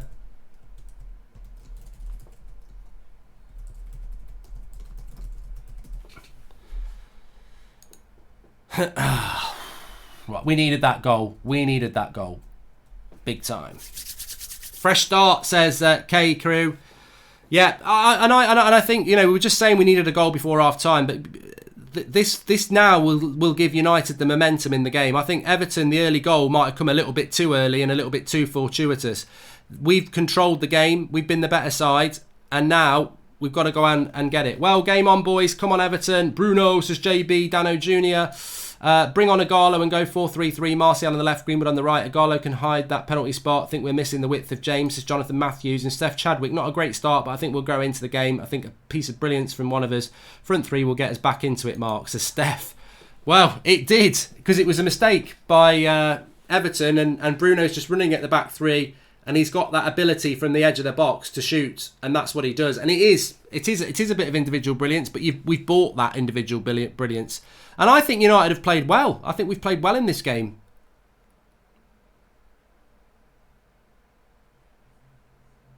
And we totally deserve to be back into it. Zane says, my Sunday is ruined because you've scored, but at least Wolves scored as well to make it 1-1 in that game. I can see us winning this, and I think that, as I said when it was 1-0 down, if you can come back and win a game like this, it shows real the confidence we would get from winning this game from being 1-0 down would be huge. But it comes from an Everton. I mean, I don't really know what Everton are doing in relation to their passing out from the back game, because it can get you into all sorts of trouble. Pickford's a shit goalkeeper though, isn't he? He is. It's a good hit by Bruno, but Jordan Pickford is crap. He really is crap. I think he probably should save it. Looking by what they're saying there, they're saying it's an error. I mean, it's a really good hit from Bruno, but a Premier League goalkeeper probably should save it.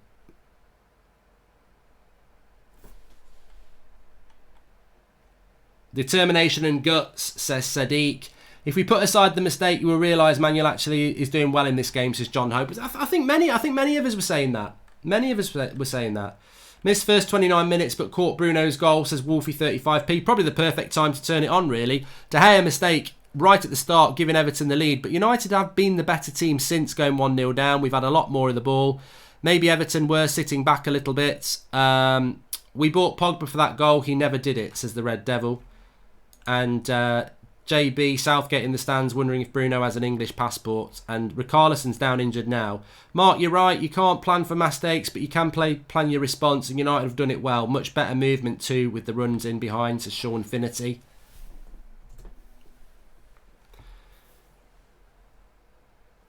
Richarlison down again, injured here. I think it's just another kick to the leg. I don't think he'll be...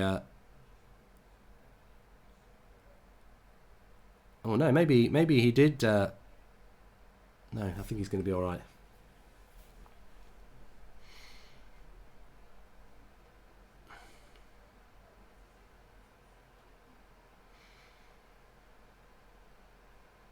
Yeah, Richarlison doesn't look too good. Oh no, maybe he's alright.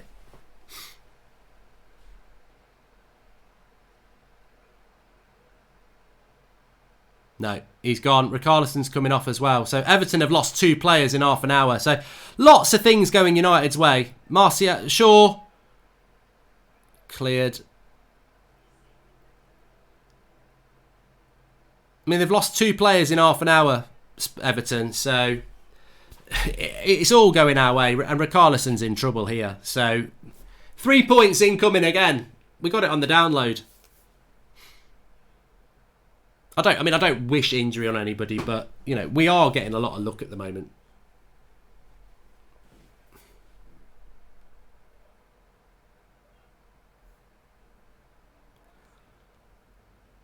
I think it was Fred with the assist on the injury as well.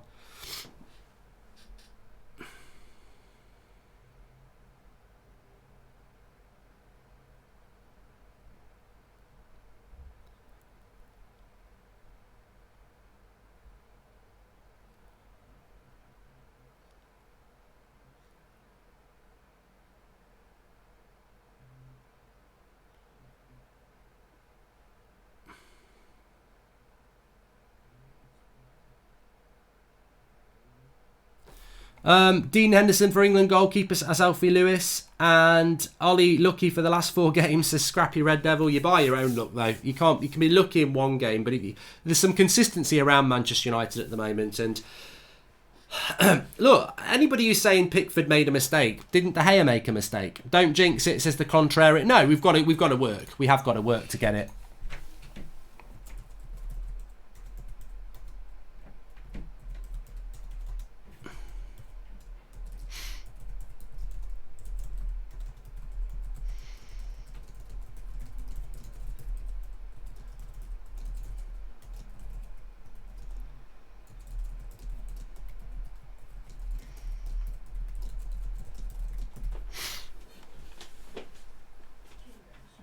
Well, Richarlison might not be coming off.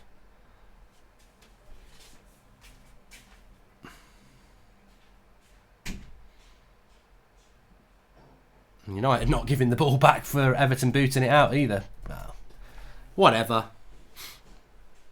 And Richarlison has actually come back on now. So, look, I'm not going to wish injury on somebody. So, if he'd gone off, it would have helped us. But we just go and win the game. Keep doing what we're doing. Wan-Bissaka cross. Foul by Mason Greenwood.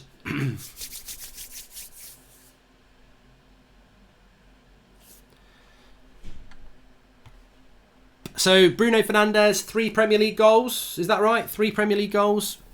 Or no, 2 Premier League goals. A Europa League goal. So, it's 3 goals. 3 assists, I think. The guy's a stat padder in the best possible way. He's like Ronaldo. He gets goals. He gets assists. This is what I was telling people for ages. He's not, I like good performers, and Richarlison's gone down again here, and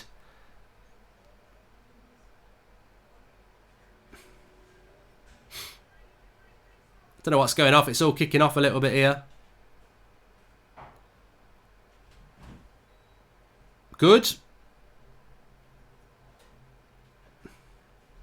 Luke Shaw has done nothing wrong. Bit of a scrap going on.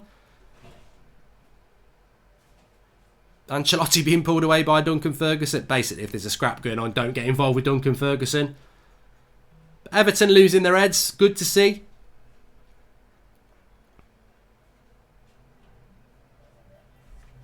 Your thoughts about Scott have changed since he was regular start under Jose. Wish United had signed Bruno in the summer. No one remembers. Pogba says Udit Batnaga. Luke Shaw and Davies, I think, have been injured. Have got yellow cards here. Just watching it back, Luke Shaw and...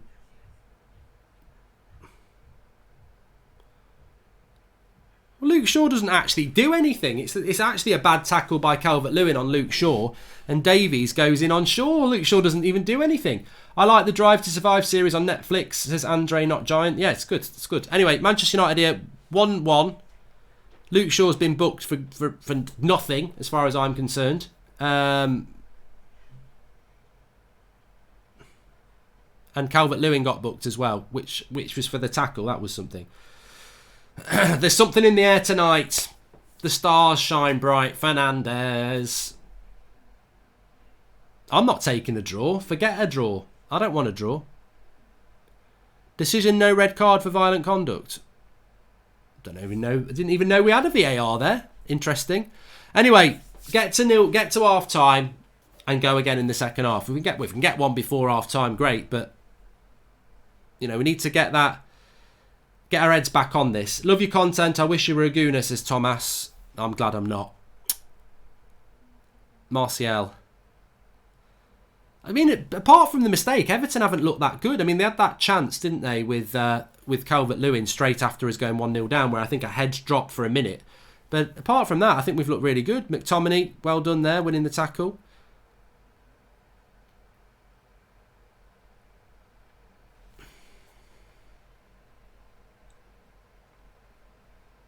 We need the win, Sadiq. We do need the win.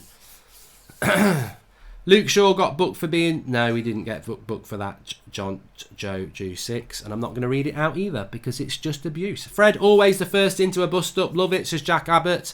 Yes.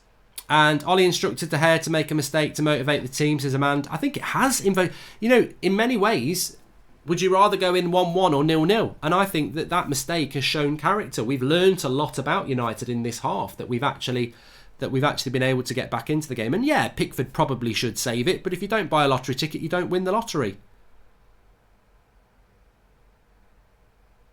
That's good defence. And Matic has been very good in this game as well.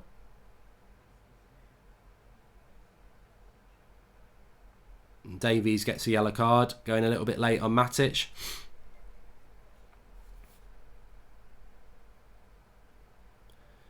Yeah, it's a yellow card. Can you imagine Sancho in this squad, says Nick Lopez? No, because we're not playing with wingers. So I can't. I think this is a 4-4 diamond with 2 forwards. I mean, Sancho's a right winger. I don't think it would suit Sancho, to be honest. But I don't think that this is the plan that Ole Gunnar Solskjaer's got long term anyway. I think he's just using what he's got. No Dan James today and not really many options.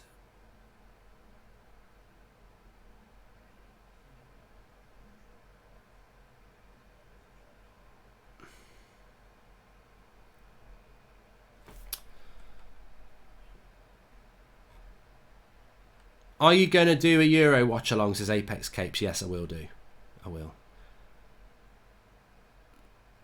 Nangolo says the 2 forwards are not doing their job. I mean, it's a difficult job for Greenwood and Martial. I've got to say that they've not really been in the game because it's a difficult job for them. It is a new formation, and I think I think we've got the better players, so we've been the better team. But as a front two, Martial and I think the midfield's done really well. But I think Martial and Greenwood have played so far apart that it's been difficult to get them into the game. I think Martial's used to playing very centrally.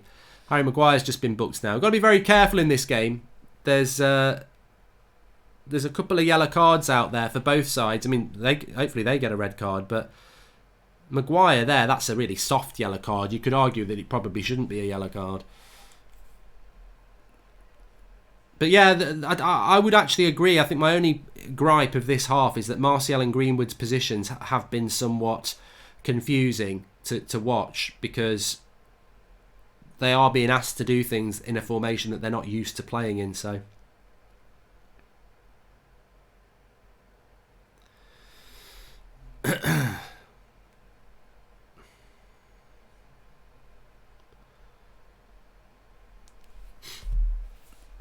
Wan-Bissaka, good tackle there. 3 minutes of added time. So it looks like we'll get to half time 1-1. I absolutely am going to passionately state my case here. Screw a draw. A draw's not good enough. We've done enough in this game to win it. We've been the better team. You've got to go and win it in the second half. Ollie's got to keep this going. Everton's always a cauldron of passion. They're passion merchants. Goodison Park's always been like that, no matter how good they are. That's why I like Goodison Park. It's always a fast... I think it's the camera angle, the history of the place. It's always competitive, aggressive. It's always a good game against Everton. And I think that we've got to come out of this game with a win. There's no draw today. I can't accept that. And I think from what I've seen in the first 45 minutes, don't know what you lot think, I don't think this is draw. I don't think a draw's... I think it's go and win. I think we've been better in this game than we were against Chelsea. And I think that's coming because we are playing with more confidence. So go and win the bloody game. A draw's a meh. Don't want a draw. Let Wolves and Spurs have a draw. We're not having a draw. Everton on the attack. Oh, bloody hell. That could have been 2-1. And Richarlison knows he should have scored. And you've got to look at that and say, Leighton Baines can deliver a cross. And he does. And I think Luke Shaw gets away with it there. Luke Shaw definitely gets away with it here. Richarlison Should have scored. I don't like this diamond. He should move Martial to the left and Iggy up top. We don't need 4 midfielders for Everton. We need to be more aggressive. Says T-Rex, go get it. And Red Baron's just laughing about Liverpool. Yeah, I mean, look. I'm going to talk about it half time, the actual performance, because you can get lost in the performance in the sense that we were 1-0 down and now we're not, and now we've got a chance to win again. But actually, how many chances have we created for our forwards? We've had most of our good bits have been shots from distance. Matic hit the bar, edge of the box. Good save from Pickford, edge of the box. Bruno scored, edge of the box. How many shots have we had in the box? How many chances have we created for Greenwood? We had that one from Fred, which was a good one. But Everton, they've had a couple of chances in the box as well. So we've got to be... I think we've got to do more for our forwards. Need to switch to 4-3-3 with width, says Josh Bell. Good, that's good play by Luke Shaw there. Very good tackle on Walcott. It's not sticking up front at the moment for United either. We're hitting the wrong sort of balls. But that's half time. Manchester United do have a draw at the moment from a calamitous mistake by De Gea. You could say it was a mistake from Pickford as well. So it's 1 apiece.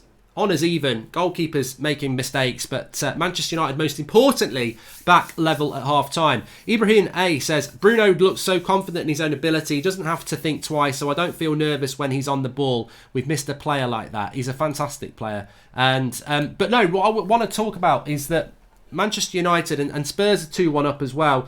Manchester United today, very impressive in relation to getting back into the game. We did need to get back into the game. We can't, be going in at half time 1-0 down.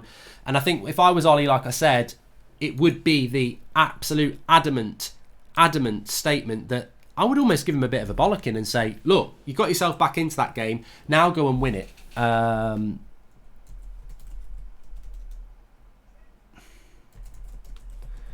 Now go and win it in the second half and express yourselves like you have. We've had control of the ball. I would actually just say this as well, because we said it before the game. I would be tempted. I know it would be very tactical, but I would just be tempted to put Eric Bailly on, because Everton, whilst not having loads of the ball, have had a couple of good chances that they haven't scored, and I think a lot of this is becoming from the mobility of Everton's front two compared to Maguire and Lindelof. So I know that's not going to happen, but I would agree with that. And I think also, as we were talking about towards the end of the half, midfield, has it worked? I mean, McTominay, Fred and Matic have played well, and Bruno's played well, but has it looked fluid to you? I don't think... I think on reflection, the Diamond looks like a new system for the players. I think we've got the better players. I think we're shading the game because of that. But are we playing fluid football? Does everyone look like they know what they're doing?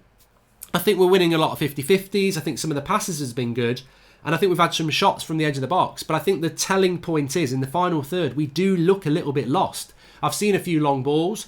I've seen Wan-Bissaka getting wide right, and he's got Greenwood with him. Then it's on the left, and it's Martial and Shaw. Martial and Greenwood are being asked to split very, very wide. And I just think that sort of goes against what we're trying to do with these two players. Martial has been asked to play as a number 9 with his back to goal and get in the box. And now we're asking him to wander out to the left again.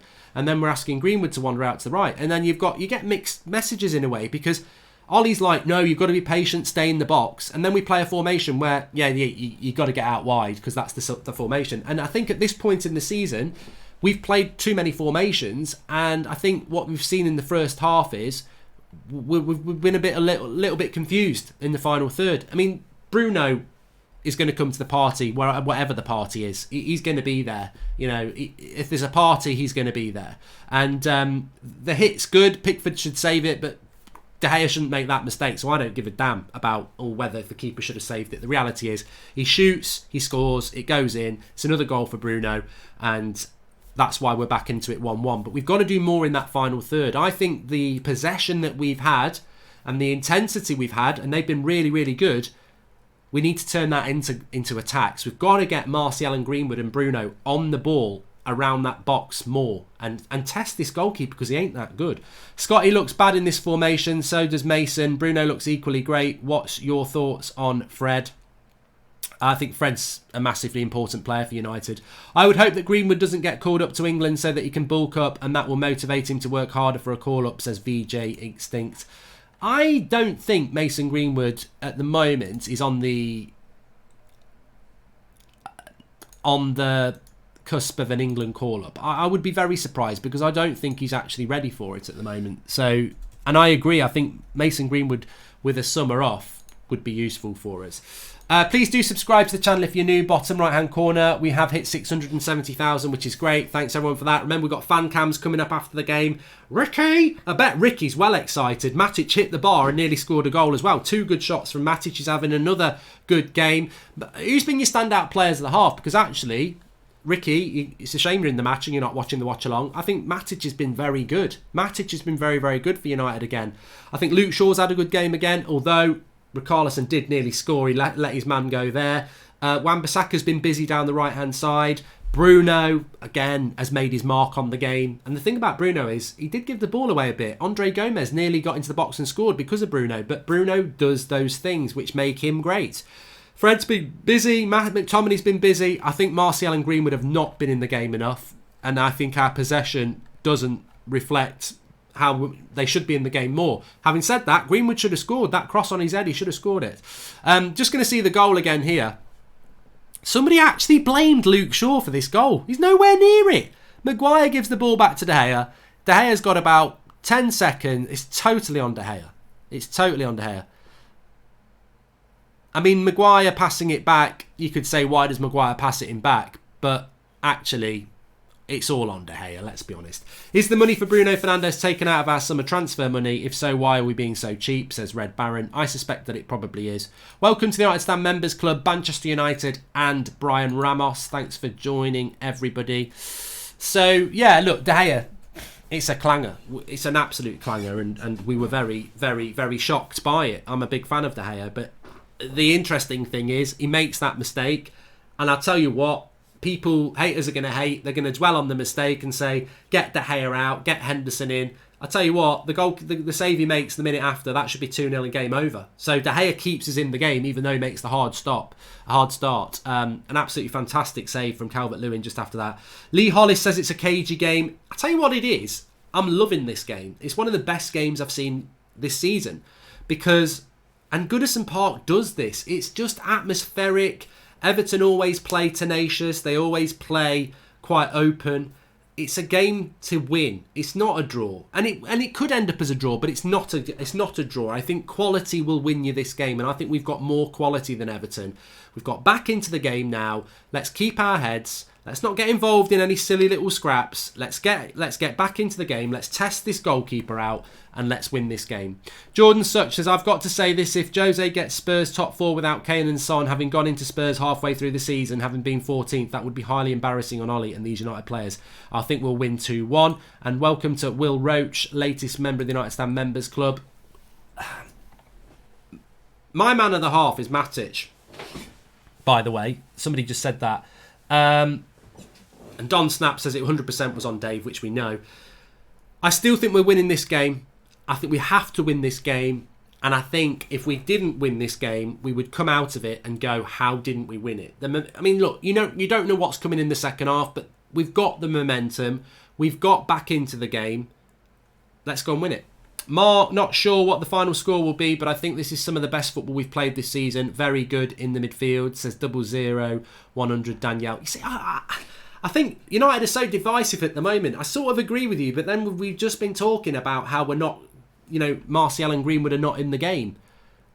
And Bruno's not really getting in the game. So for all of us playing great football, we're not doing enough in the final third. But I think it's almost like we're not doing enough in the final third because it's a new system again. I think Greenwood and Martial and Bruno, they're not used to what they're meant to be doing. And can you blame them? Like, we've had 3 games in a week. We played Watford last Sunday, we played on Thursday, and we're using a different formation from the last 2 games. So I think it's confusion. I think the system can work, but I think it's confusion. And we are at times playing a false 9, which I don't like. I've got to be honest.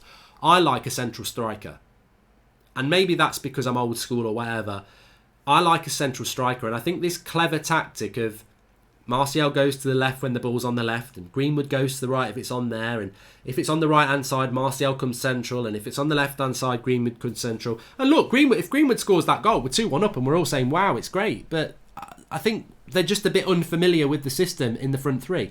WH13, thanks for joining, latest member of the United Stand Members Club. I'm not doing a watch along for Man City versus Villa. Biggest game today is Everton United, we all know that.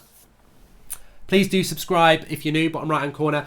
And just a little bit of a reminder, you'll see the link in the video description. You can get these United Stand hoodies. It is a hoodie. They were 35 quid. They're down to 25 quid now. And it is really good quality because it's Adidas.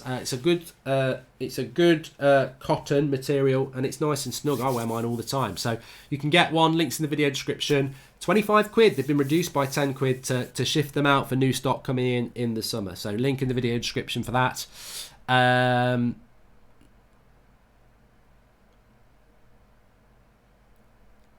James has a knock, Jared. I don't know the longevity of the injury, but he does have a knock. And Everton versus Manchester United is always a great game, says Stephen Tattersall. It is. I don't know why. I just love Goodison Park. I always have. I think it's because as a kid, it's one of the few grounds left that you remember as a kid, and it's very similar to what it was when I was a kid as well. But it's just got a very good atmosphere, Everton. And United Everton games are always, they're like this. And we haven't had many games like this season. And look, whatever's going to happen in the second half, that first half was enjoyable. It was enjoyable. And there was, we even had the things that you don't get that often. The little scraps and stuff like that. A few tasty tackles. It's competitive. And United wanted to get back into that game. De Gea is top of most errors leading to a goal, says Nathan Mishika. Yeah, I know, and he does need to cut them out, but I've been watching since 150,000 subscribers, and I just subscribed, says Brian Ramos. Thank you. And welcome to Karol Kritza, the latest member of the United Stand Members Club. So, yeah, let me just have a quick look. I think, did somebody say that Spurs are winning as well? Which I don't think's a good thing, by the way. I think Spurs winning is not a good thing. They are winning 2-1 as well, because I would rather that be a draw. But I think Wolves have to focus on the Europa League, so they will focus on the Europa League. Spurs are going to be out the Champions League, so they will battle for top four. And you know what Mourinho's like. I mean, Mourinho came second with a crap United side. And I know he got the sack, and he did deserve to get the sack from United, but he is monotonous, and he is relentless, and he is capable of just grinding out results and getting into people's heads. And that would be a very good win for Everton today. Sorry, not for Everton. Everton better not be winning anything. It'd be a very, very good win for Spurs if they were to get it. So hopefully they won't do. But look, we've got to take care of our business. The cold, harsh facts are that if they were to win today, not Everton. Stop saying Everton and stop focusing on your phone. If Spurs were to win today, they would be 1 point behind us, 2 points behind Chelsea, and it becomes a bottleneck. But I think Leicester are in this. I mean, what price? Spurs and United get third and fourth. You would, even on Friday morning, you would have said no chance. But we're 6 points behind Leicester if we win. All right, everyone's focused on being 1 point behind Chelsea, but we're 6 points behind Leicester if we win, and we've got Leicester to play. Spurs, if they win, are 7 points behind Leicester, and they've got Leicester to play. Leicester have got to play Arsenal. They've got to play Wolves. They've got to play Chelsea. So Leicester have got a lot of points to drop. That's why it's so important for United to win today. Elias Nahum says, come on, let's win this thing. Bottleneck, as in a mini group of bottlers, says Craig Warby. United don't look to me like they're playing like bottlers at the moment. They look like they do believe in themselves.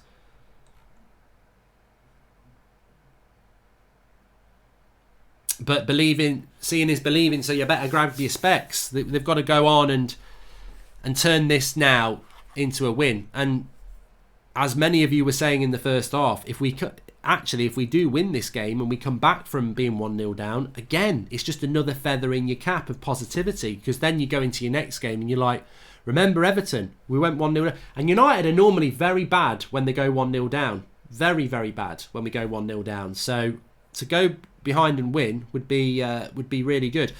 Please do subscribe if you're new. Bottom right hand corner, United Stand. We're live every night at 8 o'clock. Every night we've got fan cams after every game, match reactions, previews, transfer news, call-ins, Monday night call-in. That's tomorrow night at 8 o'clock. So lots for you to get involved in. Please do subscribe if you're new. Biggest United fan channel on YouTube. Mark, did you see what Keane said about De Gea on Sky Sports? De Gea is not the best goalkeeper, says Zayn Miassi. I'm not bothered what Roy Keane's got to say. You know, he talks sense sometimes he doesn't. Ken Killen says, I think Ancelotti told his guys to foul our team more to injure our squad or get us yellows.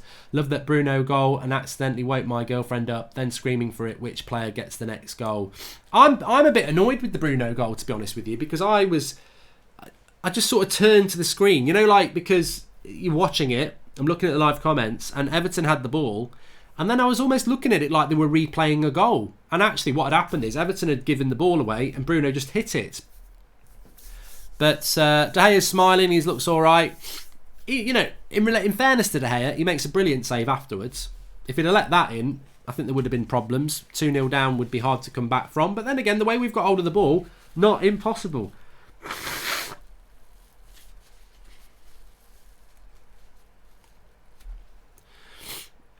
He believes in himself, David.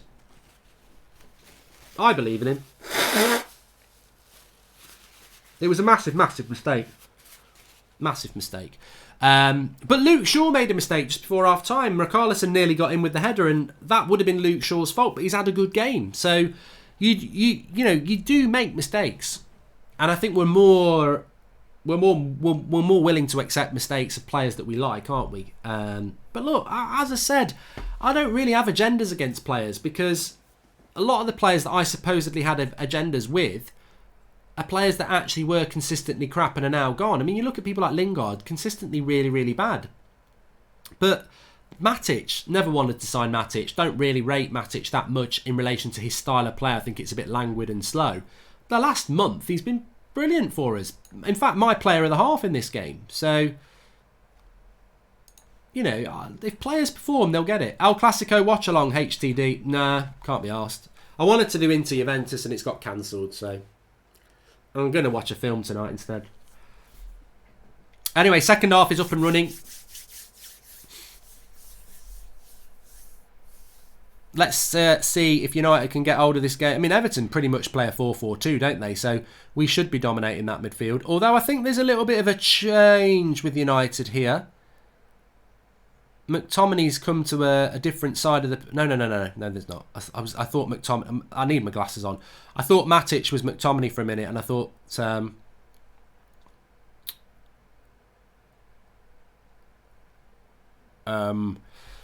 I thought we'd gone to more of a 4-2-2-2-2, but I think when we haven't got the ball, I mean, what's your thoughts on the formation been? I think when we have got the ball, it very much is Matic sits and McTominay and Fred box to box and Bruno more advanced. But I think when we haven't got the ball, McTominay sits next to Matic. Be interesting actually when Pogba is fit. Who do you drop from that United midfield if we play like this? And that's a big if. He might not play this again. But if we play like this, who would you drop from that midfield? Because to me, obviously it can't be Bruno, and then it can't be Fred. But then Matic has been so good, and he doesn't seem to ever want to drop McTominay. James Bortle says it has been a bit of a mess with nobody in the striker role. I think it's just an adaptation.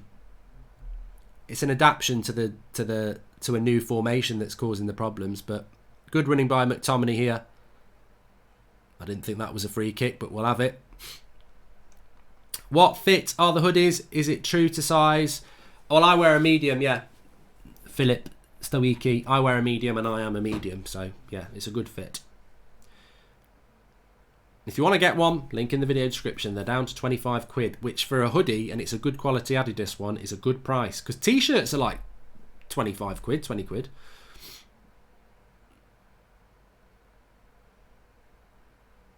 Bruno free kick. Michael Keane wins it. But United keep hold of the ball here. I think what we've got to be careful about with Everton is just keep playing our game, but on the break, Lindelof and Maguire don't have the pace of a Calvert-Lewin or a Richarlison. Bruno, not a bad hit, and I think Bruno knows, have a shot at Pickford. Jared Winrow says, do you agree that Bruno will change our season massively? Look, I'm not going to say Bruno Fernandes is the next Lionel Messi, but if you stick Lionel Messi into a United side in January, you're going to improve. You put Bruno Fernandes into a United side that's been playing Pereira and Lingard as a number 10, you're going to see a massive improvement. It's the difference in quality between a Pereira and a Lingard with a Bruno. Of course you're going to improve. Of course you are, and it will make a massive difference. The wife surprised me with that hoodie last week, and I love it. Love the show. Keep up the good work, Mark. Appreciate all you and Flex do. Come on, red men, says Luke Conlon. Got to come out of this half with a win. No two questions about it. Corner. Lindelof was a little bit unlucky there, trying to shepherd it out for a goal kick, and he did actually catch it with his foot. So corner to Everton here. Don't want to be, but again, we don't want to be giving them any momentum. We've got good. I mean, look, if we need to get a few corners ourselves, we've got some good height in the team today. McTominay, we haven't got two. McTominay, Matic, Maguire, the 3 M's, they're all well over 6 foot.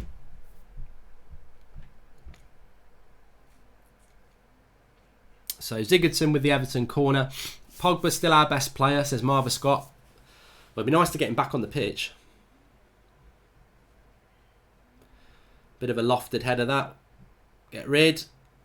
Richarlison. And United might break here. Fred. Oh, nearly. Good quick break though from United. Bruno's got it now. What a ball. Oh, nearly. Good work from Mason Greenwood there. And then foul by Bruno. Who do you think's better, Bruno or Fred, says Bevo, 2432. Very different players, different roles. I think they work together really, really well.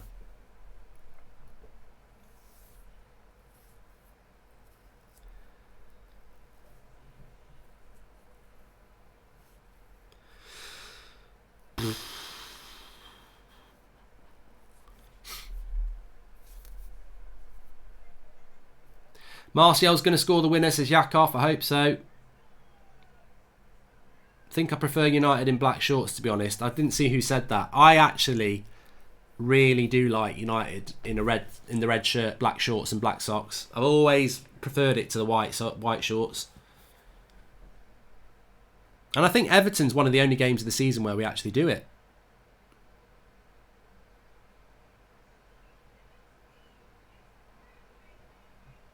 Getting caught in possession a little bit there. Walcott.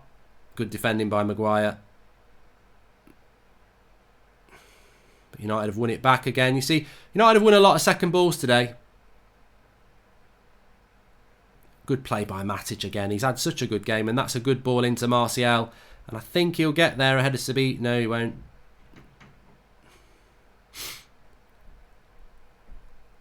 And we've won a cheap corner here. Good work. See, that's Martial for you. That's the work ethic there. He's chased the ball that he can't get to.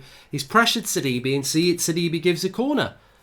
And Bruno on the corner. And I tell you what, there was a corner in the first half that wasn't that far off.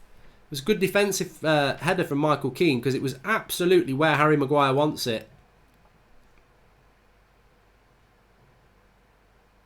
Not a good corner, that one.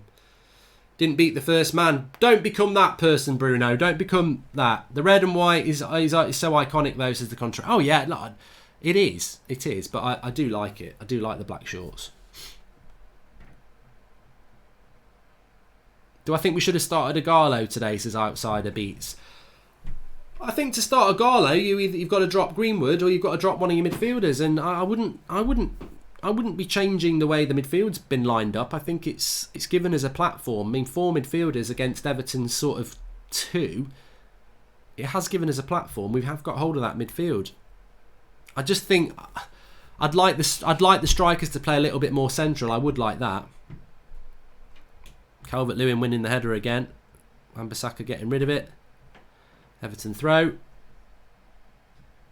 AJ says drop Martial for Ighalo. Some people's football knowledge really does bleach my eyes.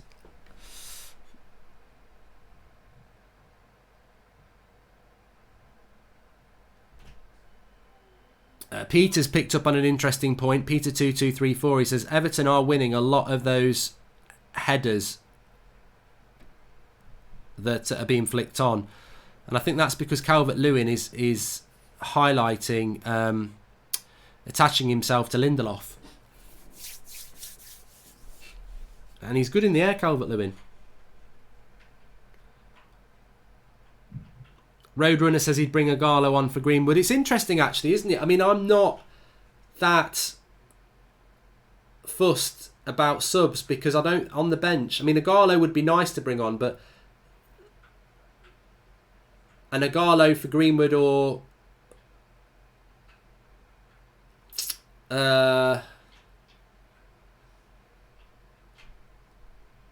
Martial is an option, but I mean, you look at the rest of the attacking subs, Pereira, Lingard, Mata. I would never be thinking about bringing any of them on.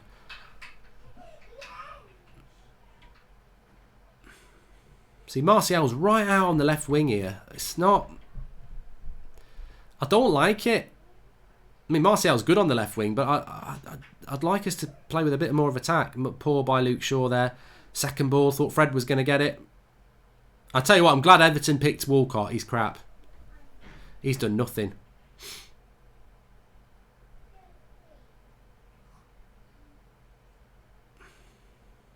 But a bit of a slow first 10 minutes to the game. Good pressure there by Bruno on Keane. He's had to kick it out.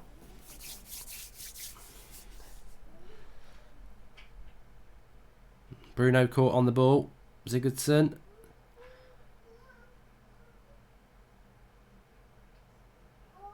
A free kick. Lindelof on Calvert-Lewin. I think Lindelof struggled today. Probably should have picked Bay. He has struggled against Calvert-Lewin. He's got booked as well. So both our centre-backs on yellow cards. Not ideal with over half an hour of the game to go, and they are running at our back four. Keep your eye on that. Lindelof's really struggled today, to be honest, against Calvert-Lewin.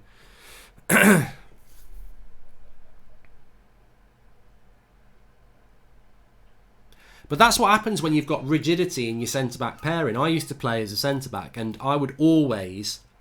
It wasn't about who was the right or left-sided centre-back. It was always about... I would never mark the man because I was better on the ball, so I would drop, and we had a centre-back next to me who was very physical, so they would always pick up the striker and I wouldn't. But I think with United, it's right. I'm a right-sided, I'm a left-sided. So Maguire's picking up Richarlison, who's not good in the air, even though he's good in the air, Maguire, and Calvert-Lewin's going with Lindelof, and we should be just swapping it around a little bit, but it's rigidity. Sigurdsson with the free kick. It's the post. I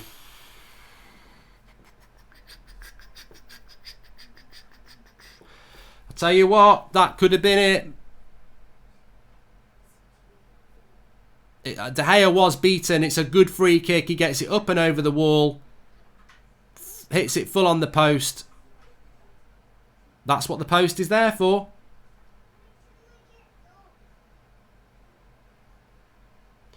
Close. But is that the look that United are getting these days? You know, see the positives. It didn't go in.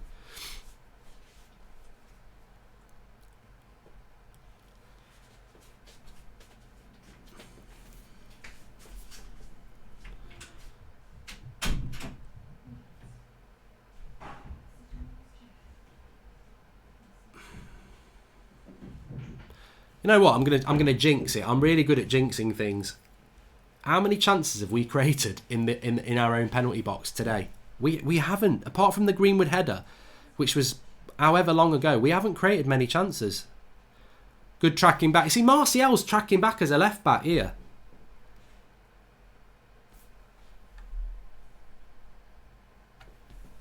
Poor second half so far, says James. Why are people talking up Ighalo? He's a failed Watford player and a Chinese league player. Am I missing something, says Bogdan? You're going to get a lot of problems, Bogdan, with that.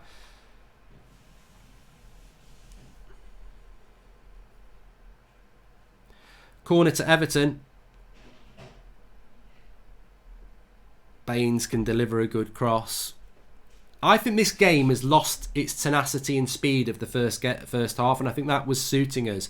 It sort of slowed down a bit, and Everton have sort of got more of a hold on the game. Right, break here. Fred, Greenwood, into Fred. Oh, he's not going to keep that in. Unfortunate that.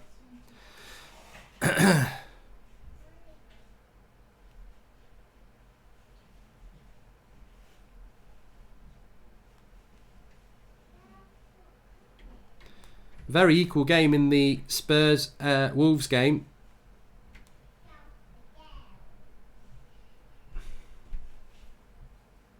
Jota 2-2.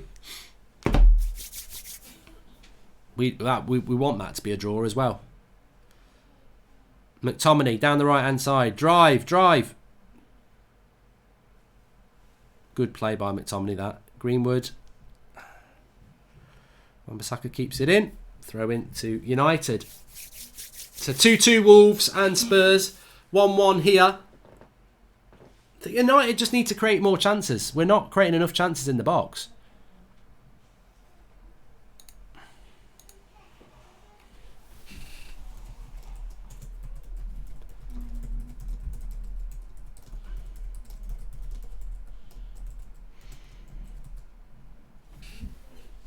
Fred.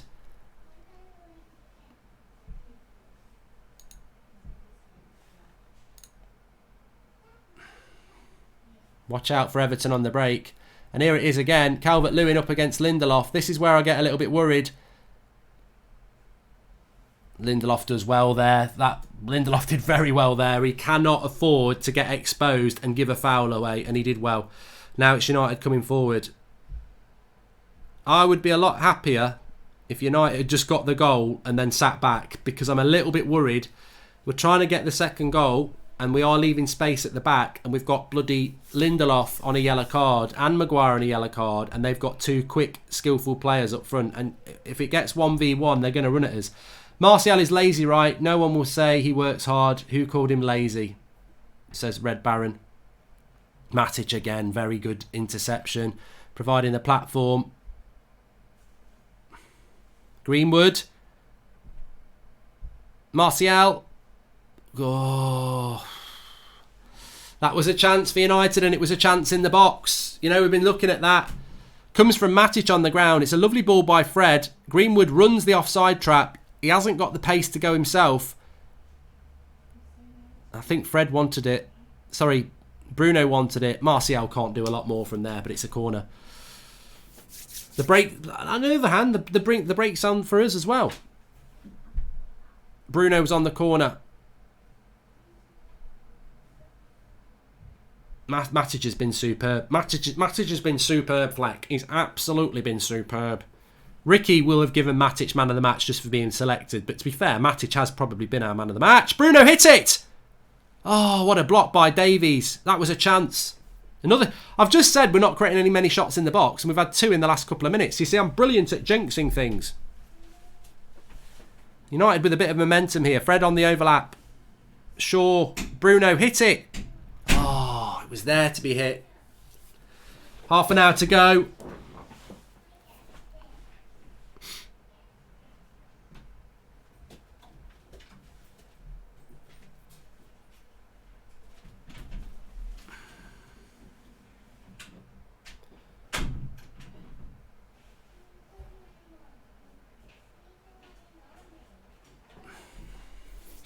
How are we feeling, actually? Because I don't think the second half's gone the way I thought it was going to go. It's gone a little bit slowed down a little bit. Walcott's coming off the Bernard, or Bernard as I call him. Biggie third. Funny how people are not mad that Martial looked uninterested running the length of the pitch to defend, says Biggie third.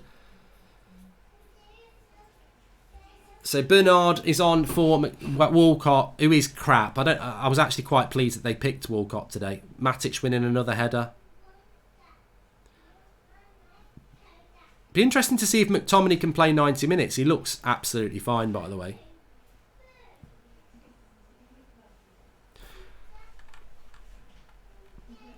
Igalo for McTominay now, please, says Jonathan Matthews. I tell you what, it would be an attacking substitute to do that. I said, though, if it's... What did I say before the game? If it's 1-1 with 10 minutes to go, you go on the attack. We need to win. Tom Davies. Baines has got loads of space. Decent cross. Matic again. Matic again, good defender. Look at the positives. We're actually trying to score instead of sitting back and looking for chances on the breaks. As Michael Mayer star. Please subscribe if you're new. Bottom right hand corner. Getting a bit nervous now. I think if we can get the second goal, we just go. You just sit back and you keep. I wouldn't even mind if we did that now, but we've got to get that second goal. Matic has been my man of the match so far. Good cross. Maguire's going to win that. Baines getting forward again. I thought Baines had retired, you know.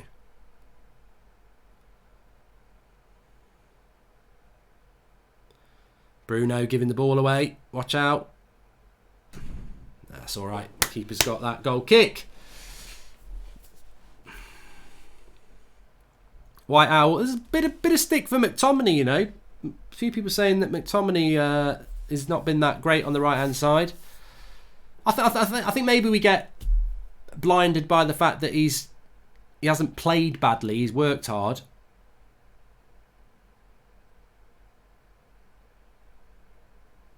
Corner here. Calvert-Lewin and Richarlison working well together. Another corner.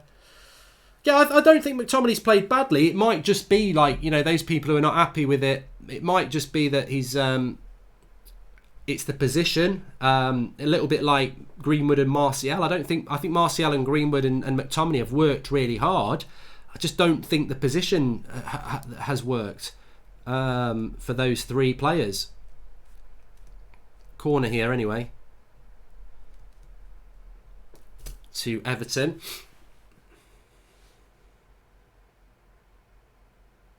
Good win by Maguire. Another corner to Everton.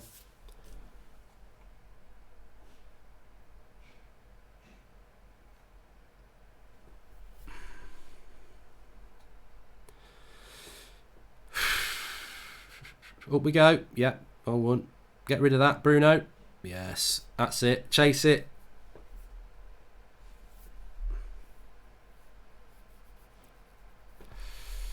I'm nervous. I'm nervous. I'm really nervous.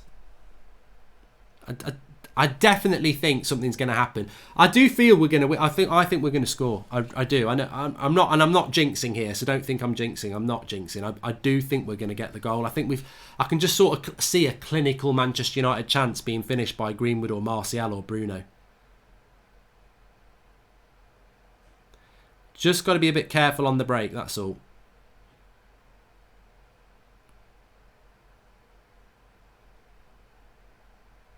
I tell you what, we've hit a lot of long balls though today, and I think that from De Gea there, it's a bit of a waste of time. And thankfully, we've won a few of the second balls, and maybe that's been the plan.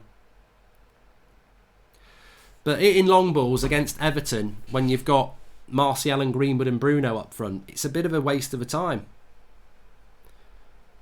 And obviously, that's what we tried to do from minute one, and that's why they closed De Gea down and got the goal.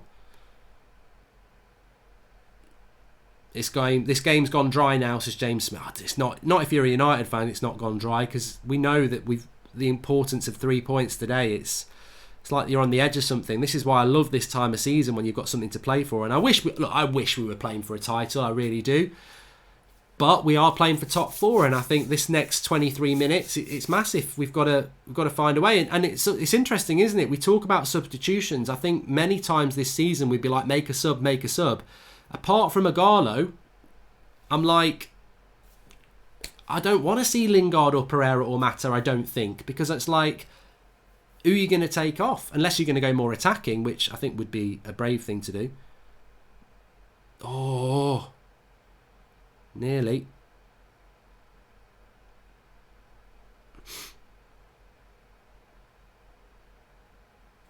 There is no need for Matic and McTominay on at the same time. Matic is having the better game, so I'd bring in Igalo from McTominay ASAP, says T-Rex. Go get it. I suppose, yeah, that's what I mean. Do you make that substitution and just go for it?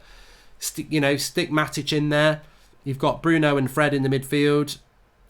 You get an extra attacker.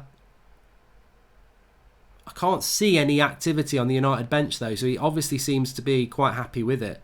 I think we'll see a lot of changes for United on Thursday against Derby. I think we will see the likes of Lingard and Pereira and everybody playing. That's a good... Oh, Greenwood there. We had a chance to break the lines. Calvert-Lewin's broke the lines. He's running into the box. Good save by De Gea with his feet. Corner. Got to be very careful about this. That comes from a sloppy pass from Greenwood. One pass from Everton and Calvert-Lewin is running at us. He spins well. Maguire was trying to play an offside as well. You can't play that, Harry. And he got the shot off as well. Maguire's got to do a lot better there.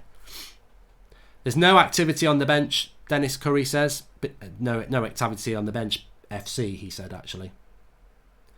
Johannes doesn't like the formation. Yeah, I think the jury's out on the formation, isn't it? I think the jury's dependent on the result. Good win by Harry Maguire there on the header. Second, and again, Harry Maguire in the air, very good today. Everton's second half have actually had a lot more activity in and around our box. De Gea punch. Fred's going to get booked here.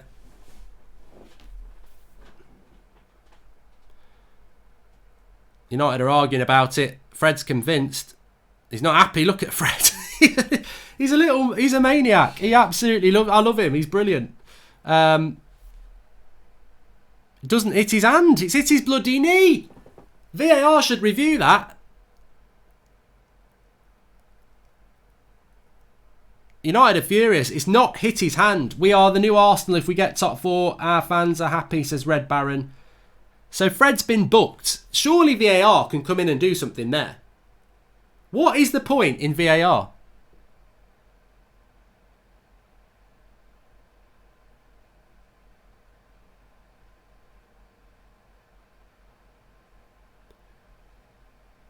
What is the point in VAR?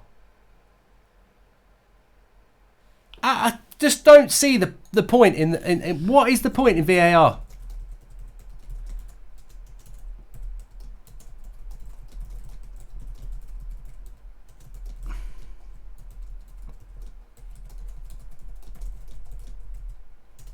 That is a joke. I tell you what, if this goes in, it's the biggest bloody disgrace ever. This is a joke. This is not right. This is just not right.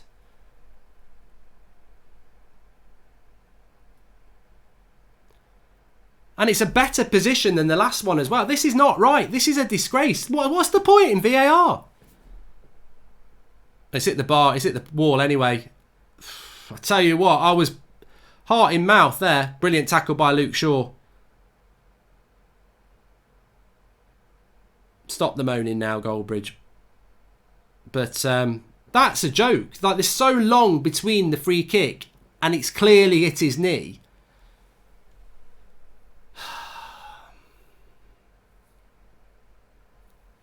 Igalo is coming on. Igalo comes on for Greenwood, so I don't think it's a formation change. Oh no, Greenwood and Greenwood and McTominay off, Mata and Igalo on. Will that mean a change of formation? Because it's probably going to mean Bruno going more defensive, isn't it?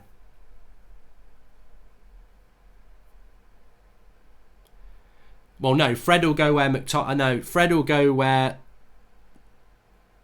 McTominay was. Bruno will go... Well, let's keep an eye on it. I'm not convinced Juan Mata is the right substitution because he's bloody not very quick, but we'll see.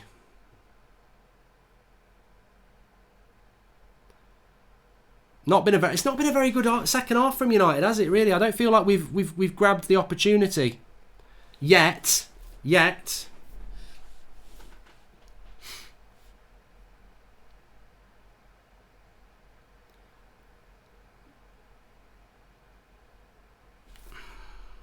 A Garlo winner. What are we thinking?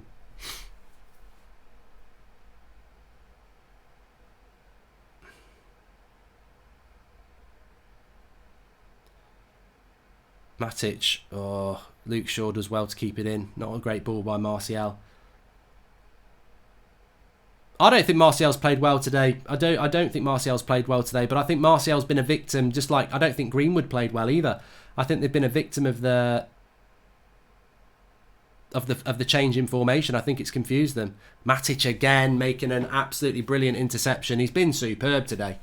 Absolutely magnificent.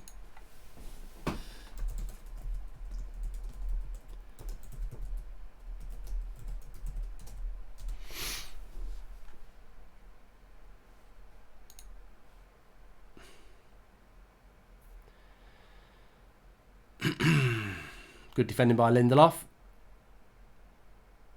Now with Mata into Wan-Bissaka. Oh.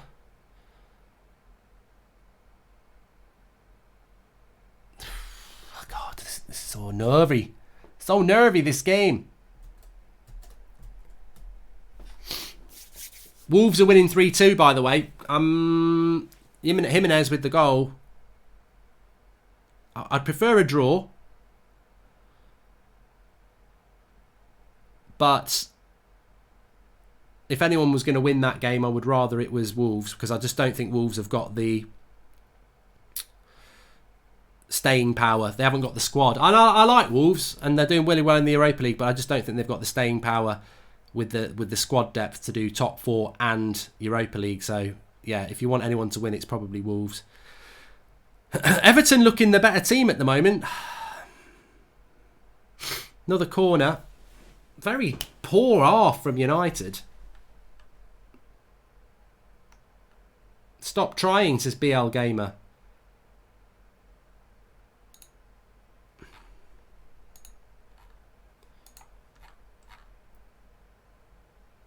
Another corner to Everton here.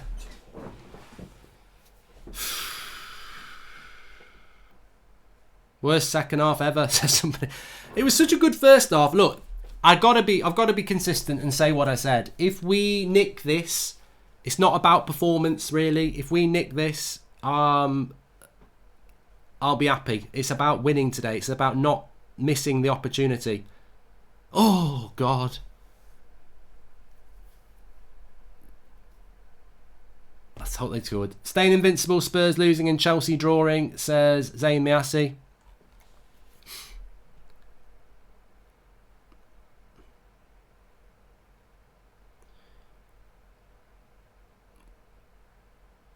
This is down to tactics, says Abul Qadar. Good cross. Well headed away by Maguire. But I tell you what, Maguire, I'm going to be absolutely set. I say Matic has been brilliant, but Maguire has won so many headers from corners. And against Everton, that's really important because they do deliver good delivery with Sigurdsson and Baines.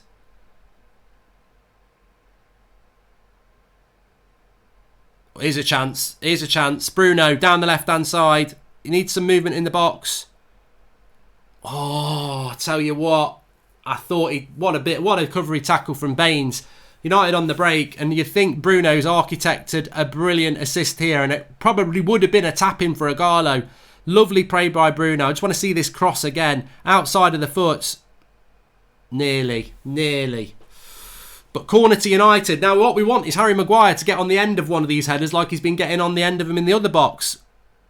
No.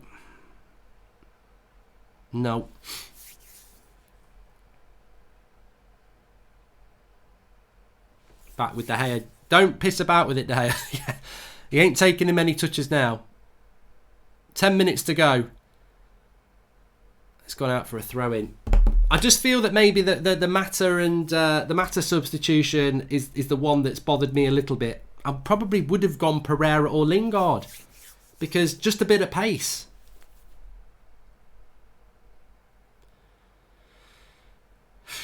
But let's not forget, Everton will want to win as well, because a point's not great for their top 4 hopes. Maguire again, header.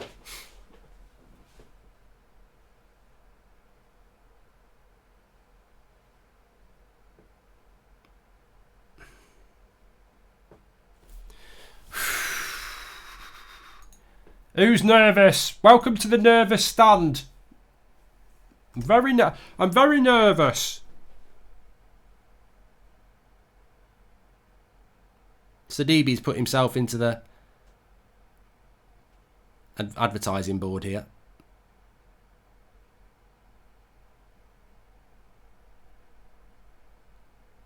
I think he's all right. So 12 minutes to go for Manchester United. A very big 12 minutes for Manchester United. You would hope that we will get another good chance in the game. But at the moment, very, very big sort of 12 minutes for United to try and get an opening in a game that the second half's just not been that great. But you know what? It would be typical of us to actually carve the chance and get it. And with someone like Bruno in the team, you know you've always got that chance. I'm just feel we're going to get that big chance. Like I said, it can't be Greenwood now. He's gone off. But maybe a Martial or a Gallo. Just get them a chance. And I'm sure that's what Ollie will have said to Mata. Just get them a chance. And then, with that late in the game, Bruno shot it from distance straight at the keeper that time. But well worked.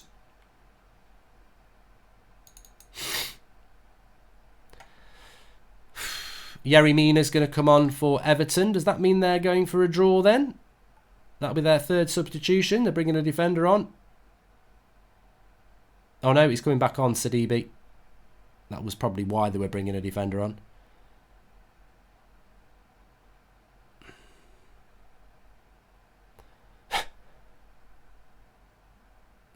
And now they've given a free kick. Which way is it going, everybody? Are you confident? And he's booked Sidibe for coming back on the pitch. This ref's a bit of a prat, you know. I don't know what his name is, but he's done Everton over there, and he's also done over.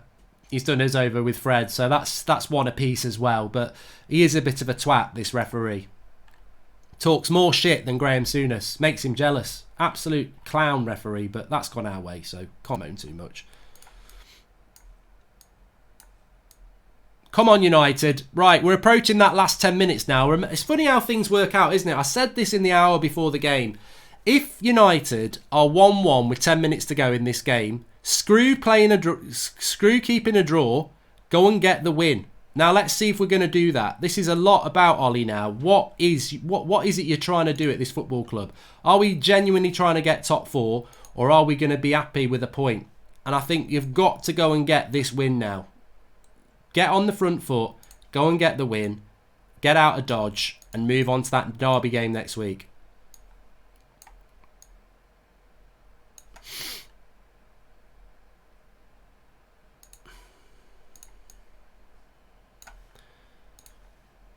No, they're not bringing on Yerry Mina anymore. They're bringing a striker on.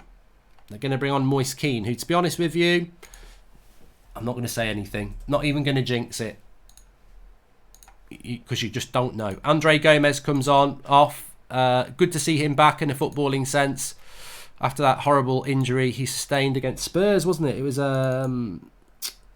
what was it? It was Son, wasn't it? Son got sent off, and I don't think it was a sending off. I think it was just unfortunate. But it's unfortunate for Spurs that they're losing again. How long will Mourinho last in the job there? Told you Mourinho was done. People don't want to listen. They don't like the truth. But 10 minutes to go for United.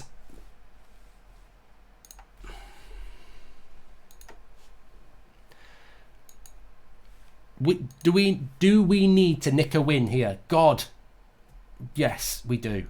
How would you feel if it ended in a draw? I don't want to dwell on it. How would you feel if it ended in a draw? Because I said before the game, if we draw, I'm not happy with it. But I now actually think, well, I don't want to lose. A point keeps us in it, but we've only gone and done what Chelsea's done there. I think we need to win. We've got to win, and I don't think it's been a very good second half. I really don't.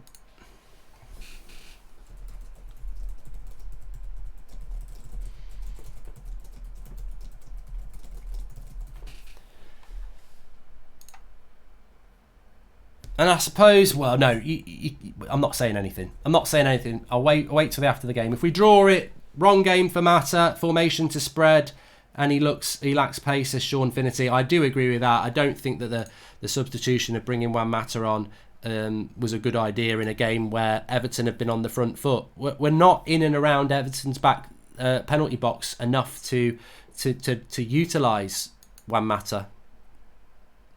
Oh, good header. Break. Corner. That'll be a corner. I tell you what, they've delivered some really good crosses, Everton, and it's only been our...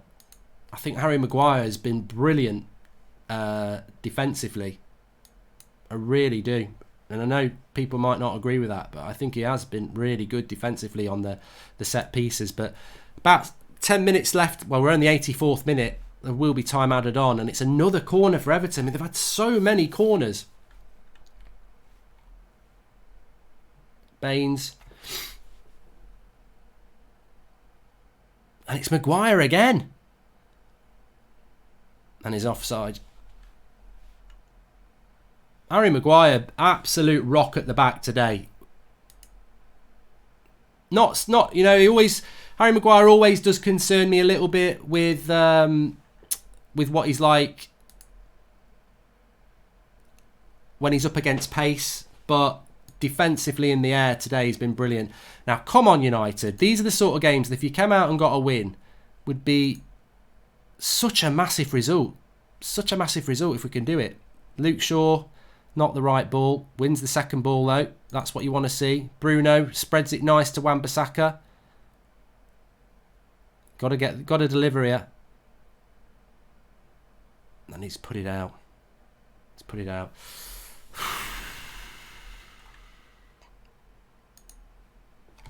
Not done enough so far, says Jono in the live comments, and I'd have to agree with you. We've not done enough so far. I mean, there's Gareth Southgate in the stadium, and I think he will be looking at it and go, he'll be very, very pleased with Calvert-Lewin, and he'll be very pleased with Harry Maguire.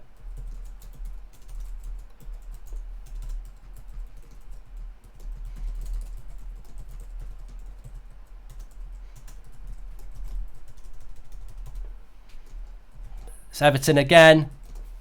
Another corner.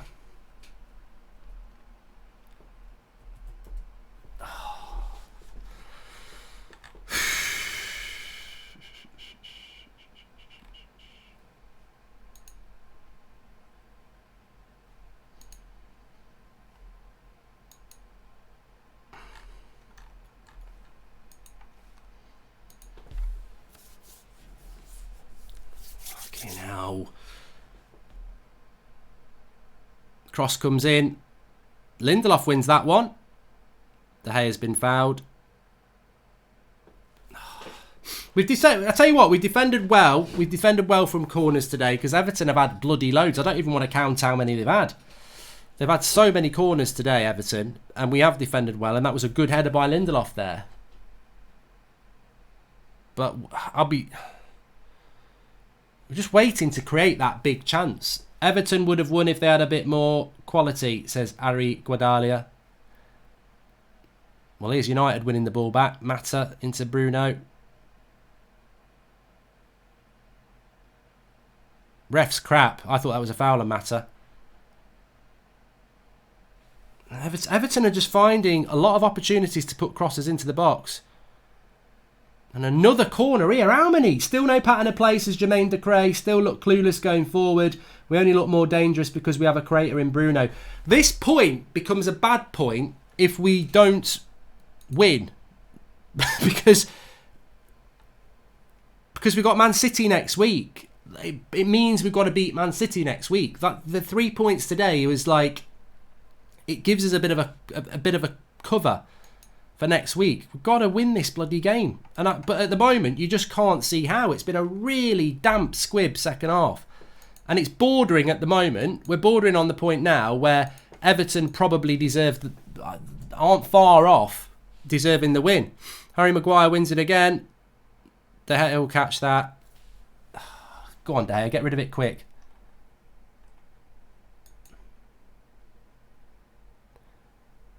Agallo tackled. Mata. Got to go wide, Mata. Bruno. Corner. Now, this is it. This is it. This is where we do it. Because Everton have had so many corners. And they've not taken advantage of it because we've defended so well. Brandon Williams. There's your manager for you. That's your manager for you. Bringing a defender on for an attacker. Fuck off. Get stuffed. He's bringing an attacker on. We better bloody score from this corner. He's settling for a point when we need a win. We better bloody score from this corner.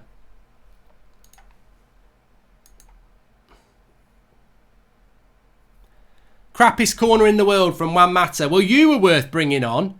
Bloody hell.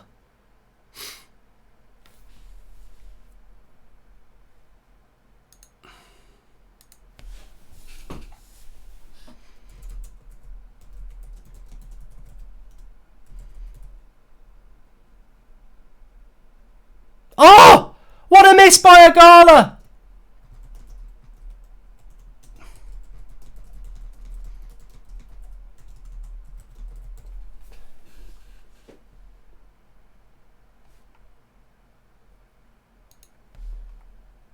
Oh, what a save! Oh, my life!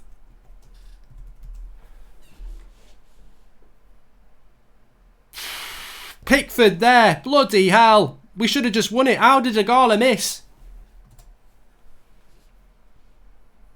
Wow, it's one of those. Bloody hell. Bruno, that's a good cross. It's a good header.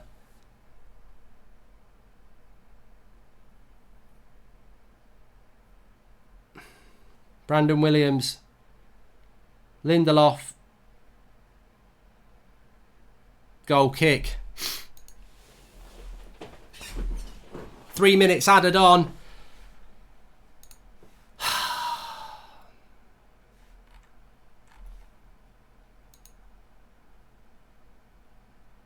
I think the Agallo chance is tough.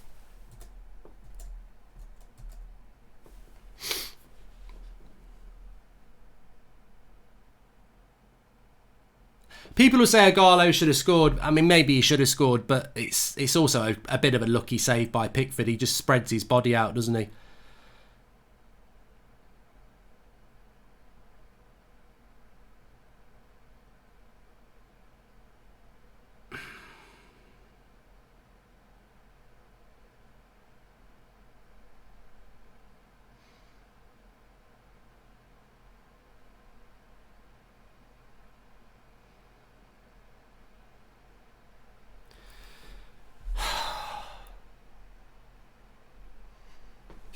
What a save by De Gea! Oh my God, what a chance for Everton! Oh, shit off! It's got to be offside! It's got to be offside! VAR has got to give it! It's offside! Maguire! Come on, VAR! De Gea makes a cracking save! De Gea makes a cracking save! They should have won it! Everton are celebrating like they've won it! VAR has got to rescue us here! I think the referee is going to the linesman. Maguire is on it! Everton think they've done it. I think this is going to be a VAR.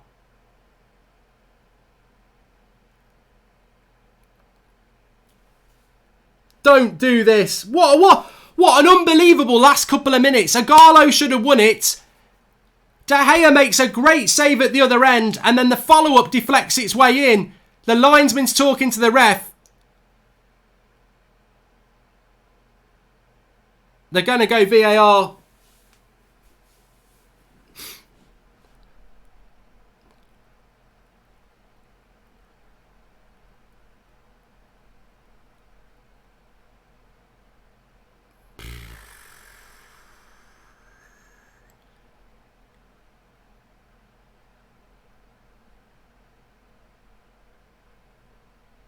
I think he interferes with play. You've got to count that out.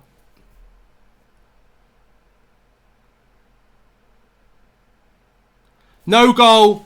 Decision, no goal. United get away with it. Bloody hell, we did get away with it there. It is offside. He's not offside. He is offside, but he's not offside. But he's interfering with De Gea's line of sight. We've got away with that. We got away with that.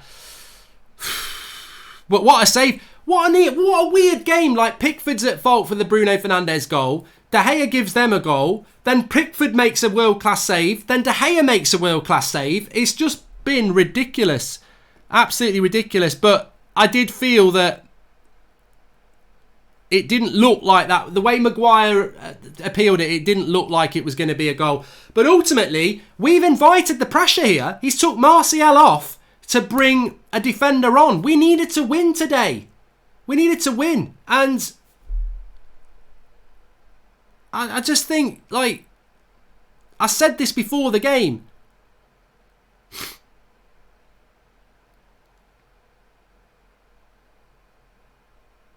Another corner for Everton. We've been hanging on here. This is not being good enough from United. This second half has not been good enough. I thought there was enough in the first half to... I can't wait to do the match reaction, and I can't wait to see the fan cams. Link in the video description. We'll be live with the match reaction straight after this and the player ratings. But this second half's not been good enough for Manchester United. Nowhere near. And Everton head it over. And that is the full-time whistle.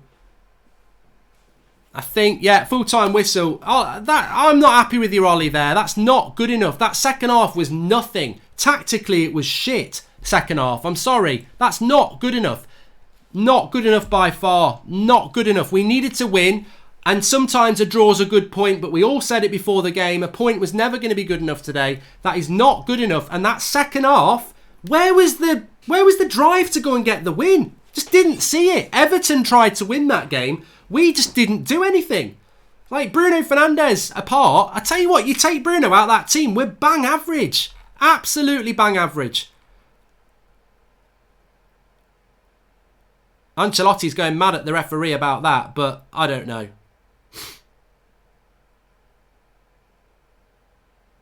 I don't know. I'm not bothered about that. Anyway, look, thanks everyone. Link in the video description, player ratings, match reaction, lots to discuss. Tactically, I think Ollie got that wrong today. Played for a draw in the second half. Not good enough. I'll speak to you in the match reaction live in 60 seconds.